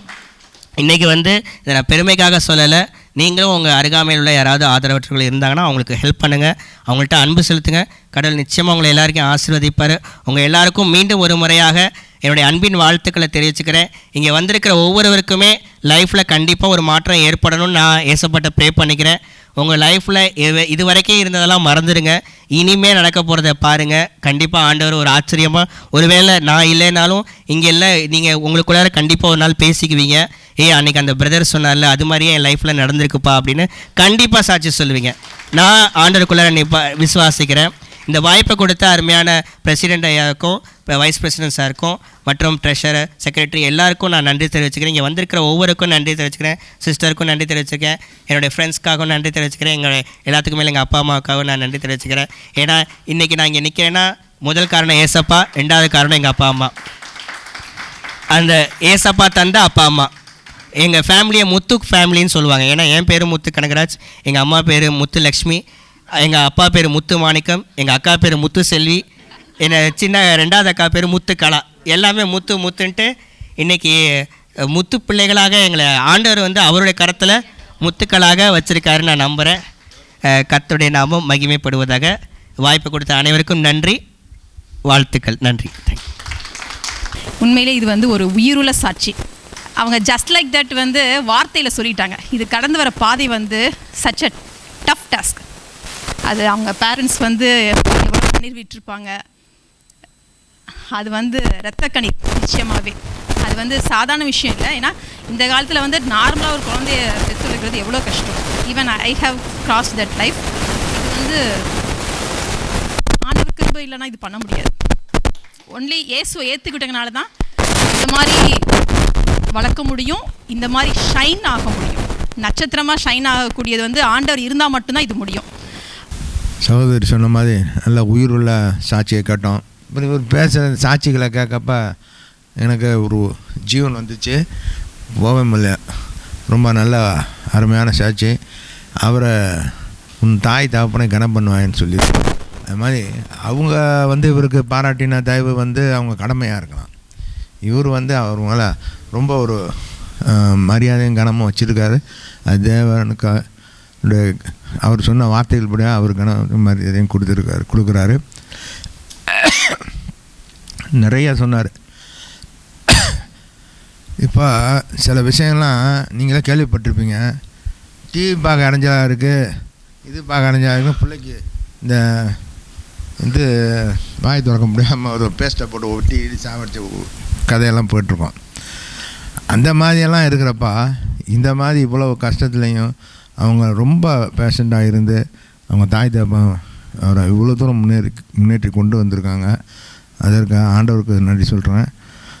அதோட அவர் இப்போது அதிகமாக அதிகம் இல்லை, போதுமான அளவுக்கு சம்பாத்தியம் இருந்து அதை வந்து வேஸ்ட் பண்ணாமல் அதை அவரை போல் சமுதாயத்தில் கஷ்டப்படுற மக்களுக்கு உதவி செய்கிறாருன்னு கேட்குறப்ப நம்மளுக்கு ரொம்ப சந்தோஷமாக இருக்குது. இது ஆண்டவரை ஏற்றுக்கொண்டனால தான் அதெல்லாம் செய்ய முடியுது. இவர் ஏன் இப்படி பிறந்தாருனாக்கா இவங்க 3 பேர் ரசிக்கப்பட வேண்டும் ஆண்டவரை சித்தம். இவங்க மூலமாக இன்னும் 300 பேர் 400 பேர் ரசிக்கப்பட வேண்டும்னு ஆண்டவரை சித்தமாக இருக்குது. இன்னும் அதுக்கு மேலேயும் ரசிக்கப்படுவாங்க. நமக்கே வந்து இது புல்லரிப்பாக இருக்குது அவங்களுக்கு அவருடைய சாட்சி. அதுக்காக நன்றி செலுத்துகிறேன். ஒவ்வொரு மாதமும் நமக்கு ஒரு வித்தியாசமான காரியங்கள் நடந்து கொண்டே இருக்கிறது. நான் கூட அவர் பார்த்தப்ப கொஞ்சம் ஆச்சரியப்பட்டேன். அவர் சொன்ன மாதிரி தான் எல்லாமே சொல்லி முடிச்சிட்டார். ஒன்றுமே சொல்கிறதுக்கு இல்லை. அவர் சொன்ன ஒன்றுக்கும் ஆண்டோடைய வார்த்தை அவர் வாழ்க்கையில் நிறைவேற்றி கொண்டே வருகிறது. முதலாவது பார்த்தீங்கன்னா, அவரால் ஆகாதது ஒன்றும் இல்லை. அவருடைய வாழ்க்கையில் நடந்துச்சுங்களா? ரெண்டாவது, ரோமர் 10:11 சொல்லுகிற, அவரை விசுவாசிக்கிறன் எவனும் அவன் வெட்கப்படுவதில்லை என்று வேதம் சொல்லுகிறது. ஒரு கட்டத்திலையும் ஆண்டவர் அவரை வெட்கப்படுத்த விடவே இல்லை, செஞ்சார். மூன்றாவது சொன்னார், நற்கிரியில் செய்ய கிறிஸ்து இயேசுவுக்குள் சிருஷ்டிக்கப்பட்டு நாம் தேவனுடைய செய்கைகளாக இருக்கிறோம். அதை அவர் செஞ்சிட்ருக்கிறார். நம்ம செய்கிறோமோ இல்லையோ. அதனால் தயவு செஞ்சு அவருடைய வார்த்தைகளை கவனித்து கேட்டிருப்பீங்க. உங்களுடைய வாழ்க்கையில் அது நல்ல உபயோகப்படும். Really we are also parents of the one special child. இதே மாதிரி ஒரு கஷ்டங்களை ஒரு 4 நியூரோ சர்ஜரி எங்கள் பையனுக்கு ஃபேஸ் பண்ணியிருக்கோம். தொடர்ந்தும் கூட அவனுடைய ரீஹாபிலிட்டேஷனுக்காக இன்டெலெக்சுவல் டிசபிலிட்டி அதோட கூட இருந்து ஸ்பெஷல் ஸ்கூலில் தான் பையன் படிக்கிறான். உண்மையிலே ஆண்டவர் எங்களுக்காகவே அனுப்பிச்சு வச்சுருக்காரோ அப்படி போல் நாங்கள் ஃபீல் பண்ணுறோம்.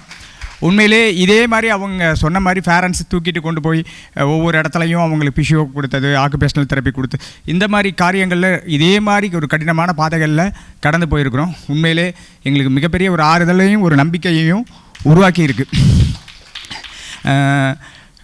கர்த்தர் உங்களை அழைச்சிட்டு வந்ததுக்காக நான் பர்சனலாக ஆண்டவருக்கு நன்றி செலுத்துக்கிறேன். உங்களுக்கும் நிச்சயமாக இந்த மீட்டிங் வந்து நிச்சயமாகவே ஒரு ஆசீர்வாதமாக அமைந்திருக்கும் என்று நிச்சயமாக நம்புகிறேன்.